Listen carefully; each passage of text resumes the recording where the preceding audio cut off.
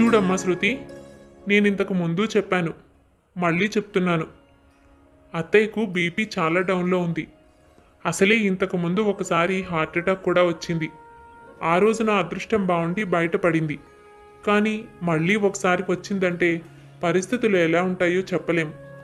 ఈ నెలలో ఇది 4వ సారి నేను వచ్చి చెక్ చేయడం. ఆమె ఆరోగ్యం ఇలాగే ఉందంటే మన చేతుల్లో ఏమీ ఉండకుండా పోతుంది. జాగ్రత్త తీసుకోవాల్సిన బాధ్యత నీదే. వెంటనే సందీప్కి కబురు పంపించి విషయం చెప్పు. ఏదో ఒక విధంగా వీలు చూసుకుని రమ్మను. ఇక్కడ కుదరకపోతే పట్నం తీసుకువెళ్ళైనా తనకు చెక్ చేయించి బాగు చేయించాలి. మరి నేను వస్తాను. చూడత్తా, డాక్టర్ ఏమంటున్నారో వినిపించిందా నీకు? బీపీ చాలా డౌన్లో ఉందిట. ఇప్పుడు కానీ జాగ్రత్త తీసుకోకపోతే తర్వాత పరిస్థితి చేయి దాటిపోతుంది అంటున్నారు. ఇప్పటికే ఒకసారి నీకు హార్ట్ అటాక్ వచ్చింది. అది చాలా తక్కువ కాబట్టి ప్రమాదం నుంచి బయటపడ్డాం. కానీ ఇంత అజాగ్రత్తగా ఉంటే ఎలా? అక్కడికి రోజు టాబ్లెట్స్ నేనే దగ్గర ఉండి ఇస్తున్నాను. నువ్వు దేని గురించో బాగా దిగులు పెట్టుకున్నావత్తా, అందుకే ఇలా అయిపోతున్నావు. నీకేమైనా అయితే మేము బ్రతకగలమా? నన్ను చిన్నప్పటి నుంచి తల్లి తండ్రి లేని లోటు తెలియకుండా పెంచావు. నువ్వు ఒక్క క్షణం కనపడకపోతే నాకు తోచదు. అలాంటిది నువ్వు ప్రమాదంలో ఉన్నావు అంటుంటే చాలా బాధగా ఉంది. నాకు వేరే దిగులు ఏముంటుందమ్మా? నీ గురించి, సందీప్ గురించే నా బాధంతా. ముచ్చటగా ఇద్దరికీ పెళ్లి చేసి 6 నెలలైనా కాలేదు. పెళ్ళైన 1 నెల రోజులకే వాడిక్కడి నుంచి వెళ్ళిపోయాడు. ఏదైనా అంటే ఉద్యోగం అంటాడు. ఒక్కసారి రావడానికి కూడా తీరుబడి లేదంటాడు. పోనీ నిన్ను కూడా తీసుకువెళ్ళమంటే అక్కడ సౌకర్యాలు లేవని, ఫ్యామిలీతో ఉండడం కుదరదని చెప్తాడు. ఇలా ఎంతకాలం నువ్వు ఒక్కదానివి ఉంటావు? పెళ్లి చేశానన్న సంతోషం లేకుండా ఇద్దరు చెరో చోట ఉంటున్నారు. మీ ఇద్దరు చిలక గోరింకల్లాగా కలిసిమెలిసి ఉండాలన్నదే నా కోరిక. నా చేతుల్లో మనవణ్ణో మనవరాలనో పెడితే వాళ్లతో ఆడుకుంటూ కాలక్షేపం చేసేదాన్ని. ఇంకా మానసున్నాడు పెళ్లి చేయడానికి. మీ ఇద్దరి జీవితం ఒక కొలిక్కొస్తే వాడికి సంబంధం చూసి మీ చేతుల మీదుగా పెళ్లి చేయిద్దాం అనుకుంటే అబ్బాయి కనపడడం మానేశాడు. ఉత్తరాలు రాస్తే సమాధానం ఇవ్వడు. బీపీలో కాక ఇంకెలా ఉంటుంది చెప్పవే? ఆ రోజు పెళ్లి చేసుకోమన్నప్పుడే వాడు పెద్దగా ఇష్టపడలేదు. అయినా పెళ్ళైతే అన్నీ అవే సర్దుకుంటాయిలే అనుకుని బలవంతంగా చేశాను. కుందనపు బొమ్మలా ఉన్నావు. బుద్ధిమంతురాలివి. నీతో ఏం సమస్యో వాడికి నాకు అర్థమే కాదు. ఏదో చిన్నతనంగా అంటున్నాళ్లే, వాడే సర్దుకుంటాడు అనుకున్నా. చూస్తుంటే వాడి మనసు కుదురు పడినట్టు లేదు. రమ్మంటే రావడం లేదు. వాణ్ణిచ్చి పెళ్లి చేసి నీ గొంతు కూడా కోసానా అని బెంగగా ఉంది. అయ్యో, అదేం లేదత్తా. ఆ భావనతో బాగానే మాట్లాడుతున్నాడుగా. నీకెందుకు అలాంటి అనుమానం వచ్చింది? నువ్వన్నట్టు పెళ్ళయ్యాక అన్నీ సర్దుకున్నాయి. అక్కడ ఉద్యోగం రీత్యా ఉన్న ఒత్తిడి కారణంగానే రాలేకపోతున్నాడు. లేదంటే వచ్చేవాడే. దానికోసం నువ్వింత దిగులు పెట్టుకోవడం ఏమీ బాగోలేదు. మేము ఏదో ఒక విధంగా సర్దుకుంటాం. ఇప్పుడు కాకపోతే కొన్ని రోజుల తర్వాత. ఎప్పుడో అప్పుడు మళ్ళీ బావ ఇక్కడికి ట్రాన్స్ఫర్ చేయించుకుని వచ్చేస్తానని చెప్పాడు కదా అత్త. అప్పుడు నీ కళ్ళ ముందే చిలక గోరింకల్లా ఉంటాం. నువ్వు దిగులు పడకు. సరే, నేను బావకు ఉత్తరం రాసి ఒకసారి చూడ్డానికి రమ్మని చెప్తాను. అప్పుడైనా నువ్వు కొంచెం స్థిమిత పడతావు కదా. నేను ఉత్తరం రాస్తే బావ తప్పకుండా వస్తాడు. సరేనా? ఇంకా దిగులు పడకుండా ప్రశాంతంగా ఉండు. రా అత్త, భోజనం చేద్దాం. శారద మేనకోడలు శృతి, అంటే తన అన్న కూతురు. అన్న వదిన శృతి చిన్నతనంలోనే ప్రమాదంలో మరణించారు. అప్పటి నుండి మేనకోడల్ని దగ్గరుంచుకుని కన్న తల్లిలా పెంచి పెద్ద చేసింది. భర్త కొంతకాలం క్రితమే కాలం చేశాడు. శారద భర్త కూడా ఎంతో మంచివాడు. ఎవరూ లేని పిల్ల పరాయి ఇంటికి పంపితే ఏం కష్టపడుతుందో ఏమో అన్న ఉద్దేశంతో పెద్ద కొడుకు సందీప్కే శృతినిచ్చి పెళ్లి చేసింది. రెండో అబ్బాయి మానస్ ఇప్పుడే ఉద్యోగంలో స్థిరపడ్డాడు. ఇక పెళ్ళైన కొంతకాలానికే సందీప్ ఉద్యోగం పేరుతో పట్నం వెళ్ళి అక్కడి నుంచి సెలవులకు కూడా రాకుండా, ఉత్తరాలకు కూడా బదులియ్యకుండా ప్రవర్తిస్తుండడంతో శారద బెంగ పెట్టుకుని ఇలా అనారోగ్యం పాలవుతోంది. ఇక ఇదంతా చూడలేని శృతి సందీప్కు ఉత్తరం రాసి పంపించింది. ఉత్తరం చేరిన 2 రోజులకే సందీప్ దగ్గర నుంచి సమాధానం వచ్చింది. 4 రోజుల్లో సెలవు పెట్టుకుని వస్తానని. శారదమ్మ చాలా సంతోషపడింది. ఏంటి శారదమ్మ, ఇల్లంతా మంచి హడావిడిగా ఉంది. కొడుకు చాలా రోజుల తర్వాత వస్తున్నాడని ఇల్లంతా సిద్ధం చేస్తున్నట్టున్నావు. పిండి వంటలు అవి కూడా బాగా చేయిస్తున్నట్టున్నావు. 4 నెలలు అయింది సందీప్ ఇంటికొచ్చి. ఎప్పుడూ కొడుకుని వదిలి వేరే ఉండిందానివే కాదు. ఆ మాత్రం బెంగ ఉంటుందిలే. అసలు ఈ 4 నెలలుగా రానివాడు ఇప్పుడు ఏం మంత్రం వేశావు? వెంటనే కదిలి వస్తున్నాడు. బాలేదానివి పంకజం, నేను మంత్రం వేస్తే రావడం లేదు. అదిగో నా కోడలుందిగా శృతి, తాను ఉత్తరం రాసిందో లేదో వెంటనే సెలవులకు వస్తున్నానని సమాధానం వచ్చింది. నేను ఎన్ని ఉత్తరాలు రాశాను, ఒక్కసారైనా దానికి జవాబైనా రాశాడా? మొదటి నుంచి నా మీద వాడికి కోపం ఉందిలే. వాళ్ళ ఆవిడ ఉత్తరం రాయగానే ఏం రాసిందో ఏమో హడావిడిగా పరిగెట్టుకుంటూ వస్తున్నాడు. అంతేలే మరి, ఎంతైనా భార్య ప్రేమలేఖ రాసిందిగా, ఇక మనసు ఆగుతుందా? ఈ పనేదో ముందే చేయకపోయావుటే అమ్మాయి. ఇంతకాలం మీకు ఈ బాధ ఉండేది కాదు. ఇన్ని రోజుల నుంచి మీ అత్తగారు నువ్వు ఒంటరిగా ఉంటూ ఎప్పుడు వస్తాడా అని ఎదురు చూసే బదులు ఈ ఉత్తరం ఏదో అప్పుడే రాసి ఉండాల్సింది. నీ మనసులో ఉన్న భావాలన్నీ కలగలిపి అద్భుతమైన ప్రేమలేఖ రాసినట్టున్నావు. అదేమిటో మాకు కూడా చెప్తావా? చూడు శారదా, నేను ఇలా అనగానే సిగ్గుతో లోపలికి వెళ్ళిపోతుంది మీ కోడలు. చిన్నప్పటి నుంచి మన కళ్ళ ముందే పెరిగిన ఎంత మొహమాటమో. కోడలన్న మాటే కానీ మేనకోడలు. నీకు, నీతో పాటు ఈ చుట్టుపక్కల వాళ్ళందరికీ కూడా బాగా అలవాటు పడిన పిల్ల. ఒక విధంగా నువ్వు అదృష్టవంతురాలివిలే. అందరూ అనుకుంటున్నట్టుగా లేని తన జీవితం గురించి ఆలోచిస్తూ బాధపడుతోంది శృతి. అందరూ తను ఉత్తరం రాయడం వల్లే సందీప్ వస్తున్నాడని అనుకుంటున్నారు. కానీ అసలు విషయం తనకు మాత్రమే తెలుసు. అమ్మ నీకు నాకు ఇచ్చి బలవంతంగా పెళ్లి చేసింది. ఈ సంగతి అమ్మకు పెళ్లికి ముందే చెప్పాను. నాకు నీ మీద అటువంటి ఉద్దేశం లేదు. ఎప్పుడు నిన్ను ఇష్టపడలేదు. అలా చెప్పినా కూడా అమ్మ పెళ్ళైతే అదే సర్దుకుంటుందిలే అనుకుని బలవంతంగా చేసేసింది. నన్ను కన్న తల్లి అడిగిన ఒక్క మాట కాదలేక నేను తాళి కట్టాల్సి వచ్చింది. కానీ నిజానికి ఈ బంధం కొనసాగించే ఉద్దేశం కూడా నాకు లేదు శృతి. కారణాలు చాలా ఉన్నాయి. నీకు చెప్పాల్సిన పని నాకు లేదు. అయితే ముఖ్యంగా ఒకటి మాత్రం చెప్పదలుచుకుంటున్నాను. నేను ఉద్యోగం చేసే చోట ఒక అమ్మాయిని ఇష్టపడుతున్నాను. ఆమె నాకు ఈ మధ్య పరిచయం అయింది. కానీ మాది ఎన్నెన్నో జన్మల బంధం. ఆమెని పెళ్లి చేసుకోవాలని కోరుకుంటున్నాను. అయితే అందువల్ల నిన్ను పెళ్లి చేసుకోవడం ఇష్టం లేదు అని చెప్పలేదు. నువ్వంటే నాకు మొదటి నుంచి ఇష్టం లేదు. మా అమ్మ చిన్నప్పటి నుంచి నాకంటే నిన్నే బాగా చూసుకుంది. ఒక విధంగా అదే కారణం కావచ్చు నువ్వంటే నాకు ద్వేషం కలగడానికి. అసలే ఆరోగ్యం సరిగ్గా లేదు. ఇప్పుడు నేను తనను బాధ పెడితే ఎక్కడ ఇబ్బంది పడుతుందో అడిగిన ఒక్క కోరిక తీరుద్దామన్నట్లు పెళ్లి చేసుకున్నాను. అంతే. 4 రోజులుండి నేను పట్నం వెళ్ళిపోతాను. మళ్ళీ తిరిగి రాను. కేవలం నువ్వు విడాకులు ఇస్తాను అంటే తప్ప. మా అమ్మతో నేను ఈ విషయం చెప్పలేను. నువ్వు ఏ విధంగా చెప్పుకుంటావో ఏం చేస్తావో నాకు సంబంధం లేదు. నేను మా అమ్మతోనైనా కలిసిమెలిసి తన కళ్ళ ముందు ఉండాలి అంటే నేను చెప్పినట్టు నువ్వు చెయ్యాలి. అప్పుడే నేను మళ్ళీ తిరిగి వస్తాను. ఈ విషయం ఎవ్వరికీ తెలియడానికి వీల్లేదు. జరిగింది తలుచుకుని వస్తున్న దుఃఖాన్ని ఆపుకోలేక ఎవ్వరికీ తెలియకుండా ఏడుస్తోంది శృతి. ఇంతకాలం తను ఉత్తరం రాయకపోవడానికి ఇదే కారణం.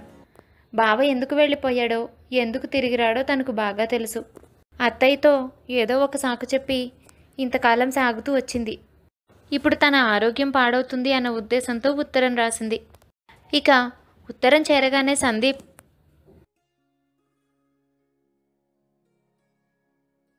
సంగీత, నీకు ఒక మంచి శుభవార్త తీసుకొచ్చాను. నా భార్య దగ్గర నుంచి ఉత్తరం వచ్చింది. అమ్మకు ఒంట్లో బాగోలేదట. నన్ను చూడాలని బెంగ పెట్టుకున్నదట. వెంటనే రమ్మని ఉత్తరం రాసింది. దీని అర్థం ఏంటంటే ఈపాటికే శృతి అమ్మకి అన్ని విషయాలు చెప్పే ఉంటుంది. నేను అనుకుంటున్నాను ఇక ఆలస్యం చేయకుండా మన ఇద్దరం వెళ్ళి అమ్మ దగ్గర అనుమతి తీసుకుంటే మంచిదని. ఇంతకాలం అమ్మ కూడా సంగతి తెలియదు కాబట్టి ఏమీ చేయలేకపోయింది. ఇక శృతి నేను మారినన్న విషయం అర్థం చేసుకుని అమ్మకు విషయం అంతా చెప్పే ఉంటుంది. పద, 4 రోజుల్లో బయలుదేరి వెళ్ళొద్దాం.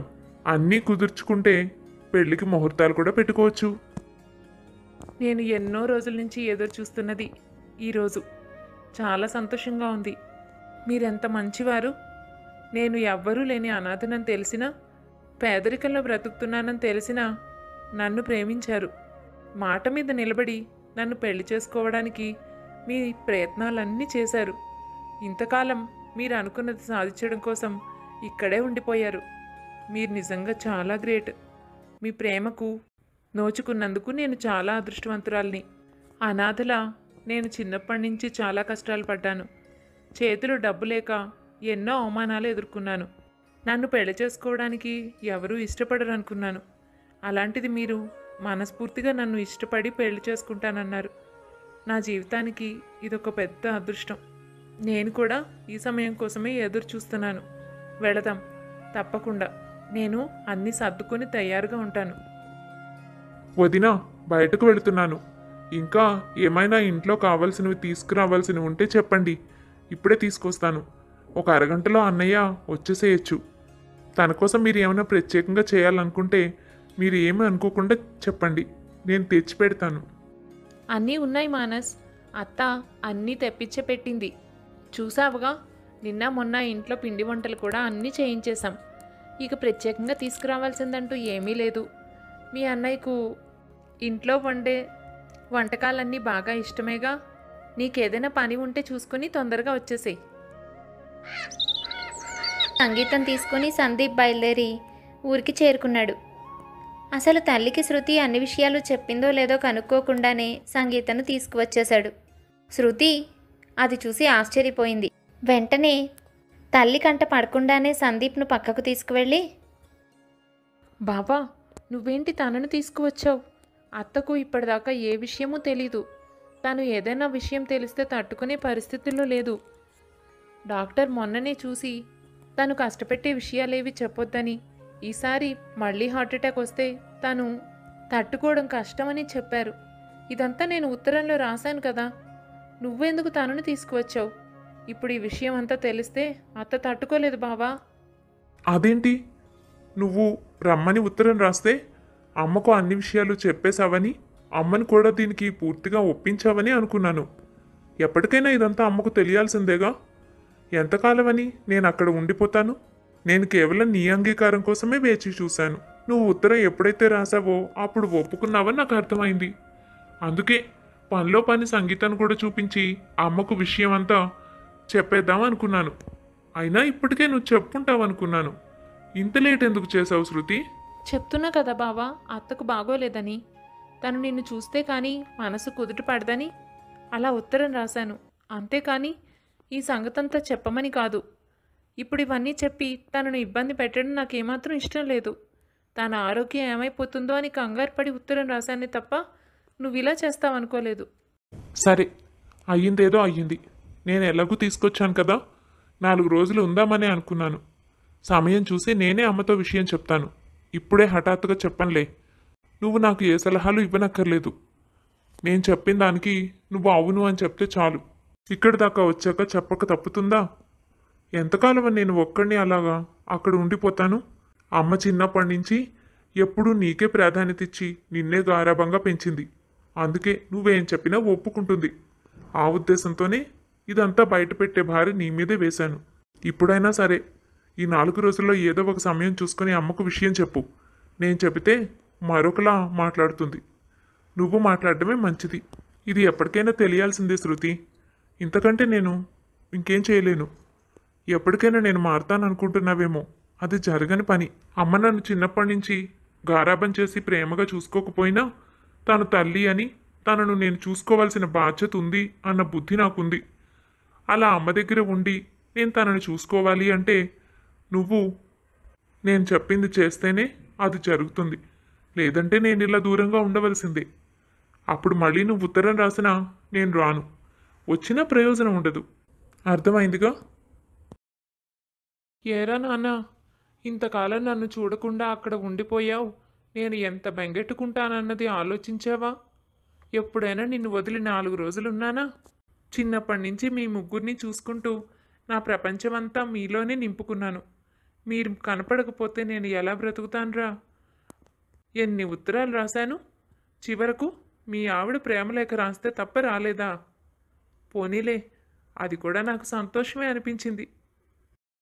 ఏంటి, ఇది నాకు ప్రేమలేఖ రాసిందా?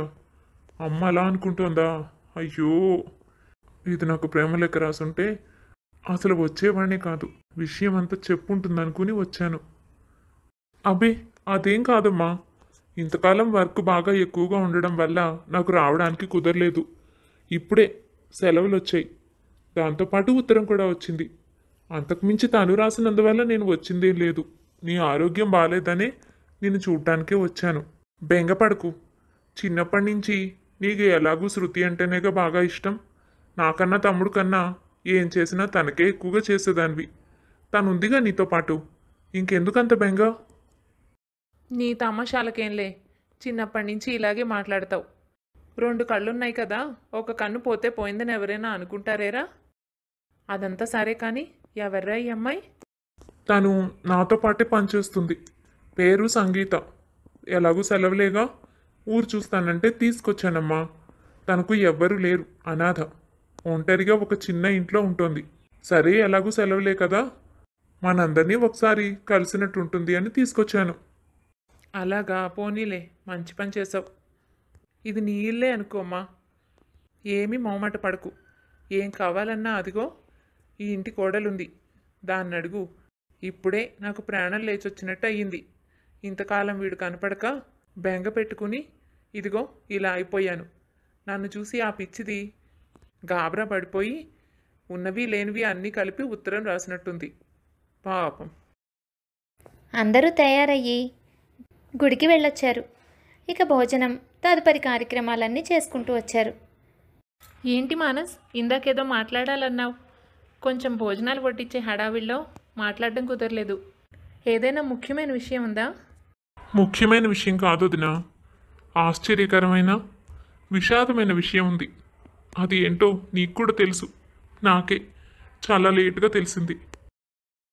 దేని గురించి మాట్లాడుతున్నానో తెలియడం లేదు కదూ. ఇందాక అన్నయ్య నువ్వు మాట్లాడుకున్నదంతా నేను వినేశాను వదినా. విషయం నాకు తెలిసిపోయింది. కానీ మధ్యలో మాట్లాడొద్దని ఊరుకున్నాను. అసలు ఏంటో వదినా ఇదంతా? ఇంత జరుగుతుంటే ఎవరికీ చెప్పకుండా ఎందుకున్నావు? ఎప్పుడో నీకు అన్నయ్య ఈ విషయం అంతా చెప్పేస్తే అమ్మకి నాకు చెప్పుండాల్సింది. నువ్వు ఒక్కదానివే నీలో నువ్వే బాధపడుతూ మా ముందు నటిస్తూ బతుకుతున్నావా? అసలు అన్నయ్య ఎందుకు ఇలా ప్రవర్తిస్తున్నాడు నాకు అర్థం కావడం లేదు. తన మాటలు చాలా కఠినంగా ఉన్నాయి. నీతో నేను తను అలా మాట్లాడుతున్నది. అసలు ఇప్పుడు ఏం చేద్దాం అనుకుంటున్నావు? ఏం చేయమంటావు మానస్? అత్తయ్యకు చెప్పి అత్తయ్యని బాధ పెట్టనా? నీకు చెప్పి నిన్ను ఇబ్బంది పెట్టనా? అసలు వ్యక్తికే నేనంటే ఇష్టం లేనప్పుడు మీరేం చేస్తారు? అపార్థాలు వస్తే తొలగించవచ్చు, సమస్య వస్తే తీర్చొచ్చు. కానీ ఇది ఎవ్వరూ ఏమీ చేయలేనిది. అసలు నేనంటే ద్వేషం అని చెప్తున్న మనిషి గురించి మీ అందరికీ చెప్పి మిమ్మల్ని కూడా బాధ పెట్టడం ఎందుకు? సంగతి ఏమిటో నాకే పూర్తిగా అర్థం కాకముందే ఆయనే ఇక్కడి నుంచి వెళ్ళిపోయారు. ఇన్ని రోజుల తర్వాత వచ్చి ఇలా మాట్లాడారు. దీన్ని ఎలా అర్థం చేసుకోవాలి? మీకు మాత్రం ఏం చెప్పను? అంతా విన్నావుగా. నీకేదైనా పరిష్కారం కనిపిస్తోందా? ఇప్పుడు అన్నయ్య నన్ను కూడా బాగా ఇరికిచ్చేశారు. ఆ అమ్మాయిని తీసుకొచ్చి తనొక్కడు వస్తాడనుకుంటే ఆ అమ్మాయిని కూడా తీసుకొచ్చాడు. పైగా తన గురించి నేనే అత్తతో చెప్పాలంటున్నాడు. నాకేం చేయాలో అర్థం కావట్లేదు. వదినా, నువ్వంటే అంత ఇష్టం లేనివాడు నువ్వు ఉత్తరం రాయగానే ఎందుకు వచ్చాడు? ఇంతకాలం అమ్మ రాస్తుంటే పట్టించుకోలేదు. కానీ నీ నుంచి ఉత్తరం వెళ్ళగానే పరిగెట్టుకుంటూ వచ్చాడు. అసలు ఆ ఉత్తరంలో ఏం రాసావు? తెలుసుకుని ఏం చేస్తావు మానస్? నా ముందు ఏ దారైతే కనిపించిందో నేను అదే చేశాను. నా వరకు నేను ఏం చేస్తే సమంజసం అనిపించిందో అదే చేశాను. తెలుసుకున్నా నువ్వు దాన్ని మార్చలేవు. అది వదిలే మానస్. ముందు ఇప్పుడు ఏం చేయాలో అది ఆలోచించు. నీకు ఎలాగో విషయం తెలిసింది. నాకు సాయం చెయ్యి. అత్తతో ఈ విషయం ఎలా చెప్పాలి? అదంతా కాదు దినా. నాకేం జరిగిందో మొత్తం చెప్పు. అప్పుడే నేను కూడా నీకు సాయం చేయగలుగుతాను. అసలు మనం ఏం చేయాలో తెలియాలంటే విషయం అంతా తెలియాలి కదా. తను అంత ఖచ్చితంగా రాకుండా ఉండిపోయినవాడు నీ ఉత్తరం చూడగానే వచ్చాడంటే నువ్వు ఏదో రాసావు. అదేంటో చెప్పొదినా. దాన్ని బట్టే నేను కూడా ఏదైనా పరిష్కారం ఆలోచించగలుగుతాను. నా ఉత్తరం చేరగానే బావ వస్తానడానికి కారణం నేను తనకు కావాల్సింది ఇస్తానని చెప్పాను. అందుకే. అదేంటో తెలుసా మానస్? మీ అన్నయ్య నా నుంచి విడాకులు కోరుకుంటున్నారు. అదే అతను కాపాడుకోవడానికి నాకు ఇంతకంటే వేరే దారి లేదు. ఇప్పుడున్న పరిస్థితుల్లో ఇదే నాకు సమంజసం అనిపించింది. అత్త బావ గురించి చాలా బెంగ పెట్టుకుంది. తనను అలా చూస్తూ నేను ఉండలేకపోతున్నాను. ఏదైనా జరిగాక బాధపడి ప్రయోజనం ఏముంది? ఎలాగూ బావకు నేనంటే ఇష్టం లేదు. అటువంటప్పుడు బలవంతంగా ఎవరినైనా ఒప్పించగలుగుతామా? అందుకే తనకు కావాల్సింది ఇస్తాను అని ఉత్తరం రాశాను. రాయగానే పరిగెత్తుకుంటూ వచ్చారు. చూసావా? దీన్ని బట్టి అర్థమవుతోంది కదా బావకు ఏం కావాలి అని. మానస్, నువ్వు ఈ విషయం ఎవరితోనూ చెప్పొద్దు. పేరుకి మరదివే కానీ నన్ను ఎప్పుడు అక్కలా భావిస్తావు. అంత చనువుగా ఉంటావు. అందుకే నీతో ఈ సంగతి చెప్పాను. కానీ ఎట్టి పరిస్థితుల్లోనూ ఎక్కడ ఈ విషయాలు బయట పెట్టద్దు. ముందు దీని నుంచి ఎలా బయటపడాలో దాని గురించి ఆలోచించు. నేను అత్తని చూడటానికి రమ్మని, తనకు ఆరోగ్యం బాగోలేదని, తను కోరుకున్నది నేను ఇస్తానని మాత్రమే రాశాను. కానీ బావ అమ్మాయిని కూడా తీసుకుని వచ్చాడు. ఇది నేను ఊహించలేదు. పైగా ఇప్పటికిప్పుడు అత్తకి తన గురించి చెప్పమంటున్నాడు. ఏదైనా చెబుతామన్నా వినే పరిస్థితుల్లో ఉన్నట్టు కనిపించడం లేదు. ఇప్పుడు దారేదో అర్థం కావట్లేదు మానస్. ఏంటోదినా నువ్వు? అసలు దాని పరిణామం ఏమిటో ఆలోచించావా? ముందు వెనక చూడకుండా అంత పెద్ద మాట నువ్వెలా ఇచ్చావు? అలా కాకపోతే ఏదో ఒక విధంగా అన్నయ్యని రప్పించేవాళ్ళమేమో, కానీ తొందరపడ్డావనిపిస్తోంది. ఏమో, చెప్పానుగా, అప్పటికప్పుడు నాకు అంతకంటే వేరే పరిష్కారం కనిపించలేదు. మీ అన్నయ్యను ఏ విధంగానైనా రప్పించాలి అనుకున్నాను. దానికి అదొక్కటే మార్గం నాకు తోచింది. అయినా నేనంటే ఇష్టం లేకుండా ఎంతకాలం ఆయన నాతో పాటు కలిసి అడుగు వేస్తారు? ఎప్పటికైనా నేను ఇదే చేయాలేమో మానస్. నువ్వు ఉండొదినా, నేను అన్నయ్యతో మాట్లాడతాను. నేను ఏం చెప్తే దానికి సరే అను. అదొక్కటి చేచాలు. దీనికి పరిష్కారం నేను ఆలోచిస్తాను. కంగారు పడుకోదినా. అసలు అన్నయ్య సమస్య ఏంటో కనుక్కోవాలిగా. ఆ భారం నాకు వదిలే. అలా మానసిచ్చిన భరోసాతో శృతికి కొంచెం ధైర్యం వచ్చింది. ఏదో ఒక విధంగా మానస్ తన జీవితాన్ని చక్కదిద్దుతాడేమో అన్న ఒక ఆశ కలిగింది. బాగా ఆలోచించిన మానస్ దీనికి ఒక పరిష్కారం అనుకున్నాడు. దానిలో మొదటి అడుగుగా ముందు, అన్నయ్య, నీకు ఇష్టమున్నా లేకపోయినా ఒక చిన్న విషయం నేను నీతో మాట్లాడాలనుకుంటున్నాను. నువ్వు మరోలా అనుకోకూడదు. అది దేని గురించంటే, పొద్దున్న నువ్వు వదిన మాట్లాడుకున్న మాటలన్నీ నేను విన్నాను. అప్పుడే అటు నుంచి ఇంట్లోకి వస్తుంటే మీ ఇద్దరు కనిపించారు. మాటల్లో ఏదో తేడా కనిపించి వినాల్సి వచ్చింది. దానితో నాకు మొత్తం విషయం తెలిసిపోయింది అన్నయ్య. అయితే ఒక విధంగా మంచిదేలే. నీ నిర్ణయాన్ని నేను పూర్తిగా సమర్థిస్తున్నాను. వదినంటే నాకు ఇష్టం లేదు. ఎప్పుడు చూసినా అతి మంచితనం చూపిస్తూ ఉంటుంది. తనొక్కతే మంచిదైనట్టు బాగా గొప్పలు పోతూ ఉంటుంది. ఏదో మాటిచ్చావు కాబట్టి చేసుకున్నట్టున్నావు. కానీ నాకు ఒక అనుమానం కలిగింది. చిన్నప్పుడు వదినతో నువ్వు బాగా ఉండేవాడివి కదా. చిన్నతనంలో మీ ఇద్దరే ఎక్కువ ఆడుకుంటూ ఉండేవారు. నన్ను కనీసం మీ ఆటలో కూడా రానిచ్చేవారు కాదు. కానీ వదినపై ఈ ద్వేషం నీకు ఎప్పుడు ఏర్పడింది? ఎప్పటి నుంచి అయితే తను మన ఇంటికి వచ్చి ఉండడం మొదలుపెట్టిందో అప్పటి నుంచి. తను వాళ్ళ ఇంట్లో ఉండి మనం అక్కడికి వెళ్ళి ఎప్పుడైనా కలిసినప్పుడు ఆడుకోవడం వరకు బాగానే ఉంది. అప్పుడు నాకు ఏ ఇబ్బంది లేదు. నిజానికి శృతి అంటే నాకు అప్పుడు ఇష్టమే. ఎప్పుడైతే మావే చనిపోవడం వల్ల తను మన ఇంట్లో మనతో పాటే ఉండిపోయిందో అప్పటి నుంచి నాకు శృతితో వైరం మొదలైంది. అది ఎందుకో తెలుసా? అమ్మ మన ఇద్దరికంటే తనకే ఎక్కువ ప్రాముఖ్యత ఇవ్వడం వల్ల. ఎప్పుడు తను ఏం చెబితే అది వినేది అమ్మ. మనకంటే ఎక్కువ ప్రేమ చూపించేది. ప్రతి దానికి తన నిర్ణయమే అడిగేది. చివరకు తను ఏం అడిగితే అదే వండి పెట్టేది. రాను రాను చూసి చూసి నాకు చాలా విసుగొచ్చింది. మానస్, నీకు గుర్తుందా? పండగొస్తే అమ్మ తనకు ఎన్ని కొనిపెట్టేదో. అదే మనం ఏదైనా అడిగితే మాత్రం మగపిల్లలు మీకెందుకురా అంత విలువైనవి అనేది. దానికి వంత పాడేవాడు నాన్న కూడా. అదేమిటో విచిత్రం, ఏదో మేనమామలాగా నాన్న కూడా తనను అంతే అభిమానంగా ప్రేమగా చూసుకునేవాడు. ఈ ఇంట్లో తనకు విలువ బాగా పెరిగిన తర్వాత నా మనసులో తన మీద పూర్తిగా ద్వేషం ఏర్పడింది. అసలు తనను పెళ్లి చేసుకోవాలని అనుకోలేదు. ఎందుకంటే అప్పుడు కూడా నా ఇంట్లో నేనే పరాయివాడిని అవుతాను కదా. అందుకే నాకు అది ఇష్టం లేదు. ఆమె పెళ్లి చేసుకునైనా వేరే వెళ్ళిపోతుంది, అప్పటికైనా నా ఇల్లు నాకు దక్కుతుంది అనుకున్నాను. కానీ అమ్మ పట్టుపట్టి నాకిచ్చి పెళ్లి చేసింది. ఇకేం చేయను? సరిగ్గా పెళ్లి కుదిరిన వెంటనే నాకు సంగీత పరిచయం అయింది. నెమ్మది నెమ్మదిగా తనను ప్రేమించడం మొదలుపెట్టాను. అప్పుడే అనిపించింది ఎలాగైనా తననే పెళ్లి చేసుకోవాలి అని.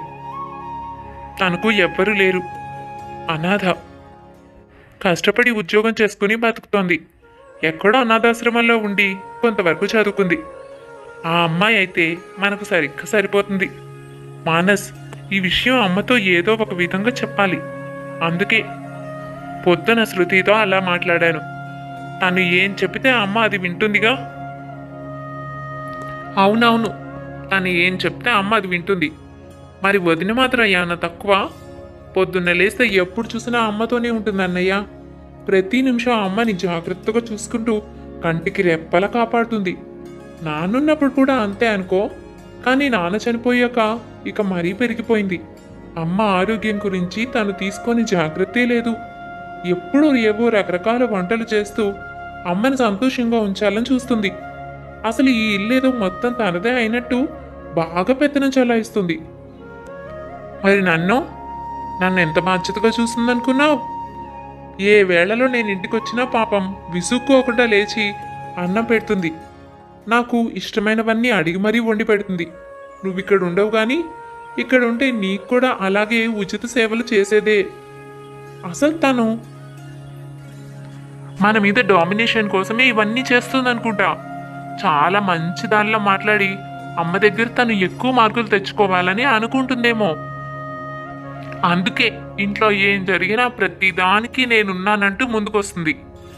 మొన్న అమ్మకు జ్వరం వస్తే 2 రోజులు తన పక్క నుంచి కదలకుండా రాత్రి కూడా నిద్రపోకుండా చూసుకుందన్నయ్యా. ఎవరుంటారో అలాంటి వాళ్ళు అసలు. అందుకే వదినంటే నాకు అసహ్యమే. మానస్ మాట్లాడుతున్న మాటలకు ఏమని బదులివ్వాలో సందీప్కు అర్థం కాలేదు. మానస్ శృతిని అసహించుకుంటూ మాట్లాడుతున్నాడో తన గొప్పదనం గురించి చెప్తున్నాడో సందీప్కు అర్థం కాలేదు. కానీ మానస్ చెప్తూ ఉంటే సందీప్కు ఎందుకో చాలా మంచిగా అనిపించింది. ఒక ఆడపిల్ల అలాగే కదా ఉండాలి. తన సొంత ఇంట్లో ఎలా ఉంటుందో అదే విధంగా అత్తారింట్లో కూడా అందరినీ సొంత మనుషుల్లా భావించి ఉండాలి. శృతి అలాగే ఉంటోందే అని అనిపించింది. అది సరే కానీ అన్నయ్య, మరి అంత ద్వేషం ఉన్నవాడివి తను ఉత్తరం రాస్తే ఎందుకు వచ్చావు? ఎన్నోసార్లు అమ్మ నీకు ఉత్తరాలు రాసింది కదా. అయినా నువ్వు ఎప్పుడూ బదులివ్వకుండా ఇన్ని రోజుల నుంచి జాగ్రత్త పడ్డావు. కానీ వదిన దగ్గర నుంచి ఉత్తరం రాగానే వెంటనే పరిగెత్తుకుంటూ వచ్చావు. అందరూ ఏమనుకున్నారో తెలుసా? భార్య ప్రేమరేఖ చూడగానే నువ్వు పరిగెత్తుకుంటూ వచ్చావని. మానస్ అడిగిన ప్రశ్నకు సందీప్ తడబడుతూ సమాధానం చెప్పడానికి తటపటాయించాడు. సందీప్ మనసులో ఒక అనుమానం మొదలైంది.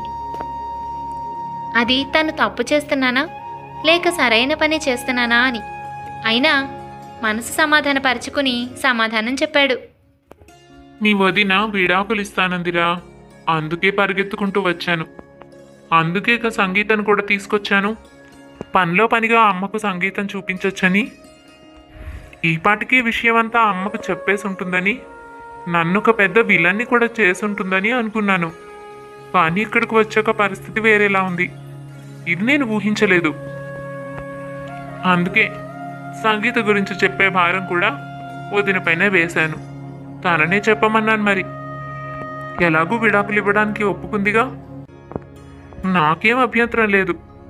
ఎవరో ఒక యోగ్యుడిని చూసుకొని తను పెళ్లి చేసేసుకుని వెళ్ళిపోతే నేను కూడా ఇక్కడే అమ్మతో పాటు సంతోషంగా సంగీతతో కలిసి ఉంటాను. ఏంటన్నయ్యా, వదిన తనంతట తానుగా నీకు విడాకులు ఇస్తాను రమ్మని ఉత్తరం రాసిందా? చూసావా, ఇక్కడ కూడా అతి మంచితనమే. ఓవర్ యాక్షన్ కాకపోతే అలా ఎవరైనా ఒప్పుకుంటూ ఉత్తరం రాస్తారా? అంటే అమ్మకు బాగోలేదు కాబట్టి డాక్టర్ జాగ్రత్తలు చెప్పాడు కాబట్టి తను నిన్ను చూస్తేనైనా మనసు ప్రశాంత పడుతుందేమో అని ఆలోచించుకుని ఉత్తరం రాసింది. అంటే తన జీవితం ఏమైపోతుందో అని ఆలోచించుకోనట్టేగా. ఎంత ప్రేమ ఉంటే అలా రాస్తుంది అమ్మ మీద, నీ మీద. ఇంతకాలం అమ్మకు నీ సంగతి ఏమీ చెప్పకుండా మనసులోనే పెట్టుకుని బాధపడుతోందంటే నీ మీద ఎంత ప్రేమ ఉండుండాలి. చిచి, అంత ప్రేమించేవాళ్ళు మనకెందుకన్నయ్యా? ఈ పాటికి ఎప్పుడో అమ్మకు నీ గురించి చెప్పేసి నిజాయితీగా తన దారి తాను చూసుకోనో లేదా పెద్ద గొడవ చేసో ఉండుండాల్సింది. అమ్మ ఆరోగ్యం ఏమైపోతే తనకెందుకు? ఒకప్పుడు అంటే చిన్నపిల్ల కాబట్టి, ఇప్పుడు పెద్దదైంది, చదువుకుంది, కావాలంటే బయటికి వెళ్ళి ఉద్యోగం చేసుకోవచ్చు, తనకు నచ్చినట్టుగా జీవించవచ్చు. అంతేకాదు, తనకు వాళ్ళ అమ్మమ్మ గారు వాళ్ళు లేరా ఏంటి? అసలే వాళ్ళు కోటీశ్వర్లు. వాళ్ళను వదిలిపెట్టి మరి ఆమె ఇక్కడ ఉండాల్సిన అవసరం ఏంటి? ఇదంతా నాటకమే. మరీ అంత మంచితనం, ప్రేమ, అసలు అవన్నీ చూస్తేనే నాకు అసహ్యం వేస్తుంది. సరే కానీ తను ఎప్పుడైతే మావయ్య చనిపోయి మన ఇంటికి వచ్చిందో అప్పటి నుంచి నీకు ఇష్టం లేదన్నావు కదా. అసలు మావయ్య ఎలా చనిపోయాడు, ఏ పరిస్థితుల్లో అమ్మ ఇంటికి తీసుకొచ్చింది, ఈ విషయాలు ఎప్పుడైనా అడిగావా అమ్మని? ఎందుకంటే అప్పుడు మనం చిన్నపిల్లలం, అమ్మ మనకు ఆ సంగతులేవి చెప్పలేదు. కానీ పెద్దయ్యాక అప్పుడప్పుడు చెప్పిందని నాకు గుర్తు. మరి నీకు తెలుసా, చాలాసార్లు అమ్మ చెప్తానంది. నాకే తన మీద ఇష్టం లేదు కాబట్టి అసలు ఆ విషయాలేవి విందల్చుకోలేదు. అయినా అంత గొప్పగా అందులో ఏముంటుంది? మావే ప్రమాదంలో చనిపోయాడు, అప్పుడు మనం కూడా అక్కడే ఉన్నాం కదా. నాకు అంతగా గుర్తులేదనుకో. మనం అప్పుడు నిద్రపోయాం ప్రమాదం జరిగిన సమయంలో. తర్వాత తెల్లవారేసరికి మావే చనిపోయాడు. ఇక అప్పటి నుంచి ఆమె మనతోనే ఉండిపోయింది. ఉంటే ఉంది, కానీ మన జీవితాలను ఎందుకు పాడు చేసింది అనేది నా ప్రశ్న. అయినా అమ్మ చాలాసార్లు నాకేదో చెప్తామనుకుంది, నేనే ఎప్పుడు వినలేదు. అయినా ఈ విషయం నాకు అంతగా గుర్తులేదు మానస్. నిజమే, వాళ్ళ అమ్మమ్మ గారు వాళ్ళు ఉన్నారుగా, పైగా వాళ్ళు కోటీశ్వర్లు అంటున్నావు, అది కూడా నాకు గుర్తులేదు. మరి ఈమె అక్కడికి వెళ్లకుండా ఇక్కడికి ఎందుకు వచ్చింది? ఆ తర్వాత వాళ్ళు ఎప్పుడు తనను వచ్చి చూసిందే లేదు, ఈమె కూడా అక్కడికి వెళ్ళింది లేదు. వాళ్లకు తనంటే ఇష్టం లేదా ఏంటి? అంతా ఆస్తిని వదులుకుని ఇక్కడే మనతో పాటు ఉండి నేను తనంటే ఇష్టం లేదు అని చెప్పినా భరించుకుంటూ ఎందుకుంటున్నట్టు? అదే కదన్నయ్య అసలు విషయం. నాకు కూడా ఈ మధ్యన ఈ సంగతి తెలిసిందిలే. ఈ మధ్య వదిన వాళ్ళ అమ్మమ్మ గారు వచ్చి తనని చూసి వెళ్ళారు. ఎలాంటి కారులో వచ్చారో తెలుసా? అప్పుడే అమ్మని అడిగి నేను విషయాలు తెలుసుకున్నాను. వాళ్ళు కోటీశ్వర్లని నాకు కూడా అప్పుడే తెలిసింది. కానీ తను అక్కడికి ఎందుకు వెళ్ళలేదో, ఇక్కడే ఎందుకు ఉండిపోయిందో ఇవన్నీ మాత్రం నువ్వు అమ్మని అడిగి తెలుసుకుంటేనే మంచిది. ఎందుకంటే తనైతే సరిగ్గా చెప్తుంది. నీకు ఎన్నోసార్లు చెప్తానందన్నావు కదా, ఒకసారి అమ్మని కదిపి చూడు. ఈ మాటతో సందీప్కు విషయం ఏంటో తెలుసుకోవాలి అన్న ఆసక్తి కలిగింది. అంతేకాదు, మానస్ తెలివిగా శృతి గురించి ఒక పాజిటివ్ ఒపీనియన్ని సందీప్లో కలిగించాడు. మానస్కి అర్థమైంది సందీప్ ద్వేషానికి కారణమే లేదని. తను ఎంత మంచిదో తెలుసుకుంటే సందీప్ మారతాడని మానస్ అనుకున్నాడు. అందుకే తనను సపోర్ట్ చేస్తున్నట్టుగా మాట్లాడుతూనే వదిన గురించి అన్ని విషయాలు చెప్పేశాడు. ఇక ఇదే ఆలోచనలో పడ్డ సందీప్ తల్లిని శృతి అమ్మమ్మ గురించి, వాళ్ళ ఇంటి విషయాల గురించి అడగడం మొదలుపెట్టాడు. అవునరా, మొన్నీ మధ్య వాళ్ళ అమ్మమ్మగారు వచ్చి తనని చూసుకుని వెళ్ళారు. తనకు కావాలంటే ఎన్నో పంపిస్తామన్నారు, పుట్టింటి సారిలాగా. నేనే ఏమీ అవసరం లేదని చెప్పాను. శృతికైతే అసలు ఏమీ అవసరం లేదు. అసలు తన గురించి తాను చూసుకోదు. ఇంకా నువ్వు అడిగిన ప్రశ్నలకు సమాధానం ఇప్పుడు చెప్తా విను. ఇంతకాలం నేను ఎన్నోసార్లు చెప్పాలనుకున్నా నువ్వు వినలేదు. ఇవాళ ఎందుకో నీ అంతట నువ్వే తెలుసుకోవాలనుకుంటున్నావు.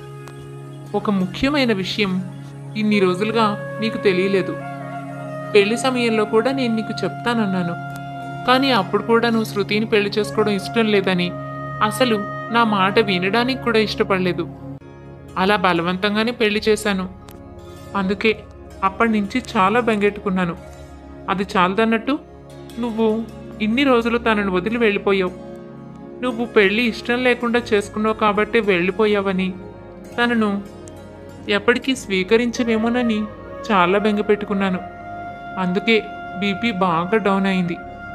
ఎప్పుడైతే తన ఉత్తరం చూసి నువ్వు వచ్చావో అప్పుడు నాకు ధైర్యం వచ్చిందిరా, మీ ఇద్దరి మధ్య ఒక బంధం ఏర్పడిందని. ఇక మీద నాకు ఆ భయం లేదు.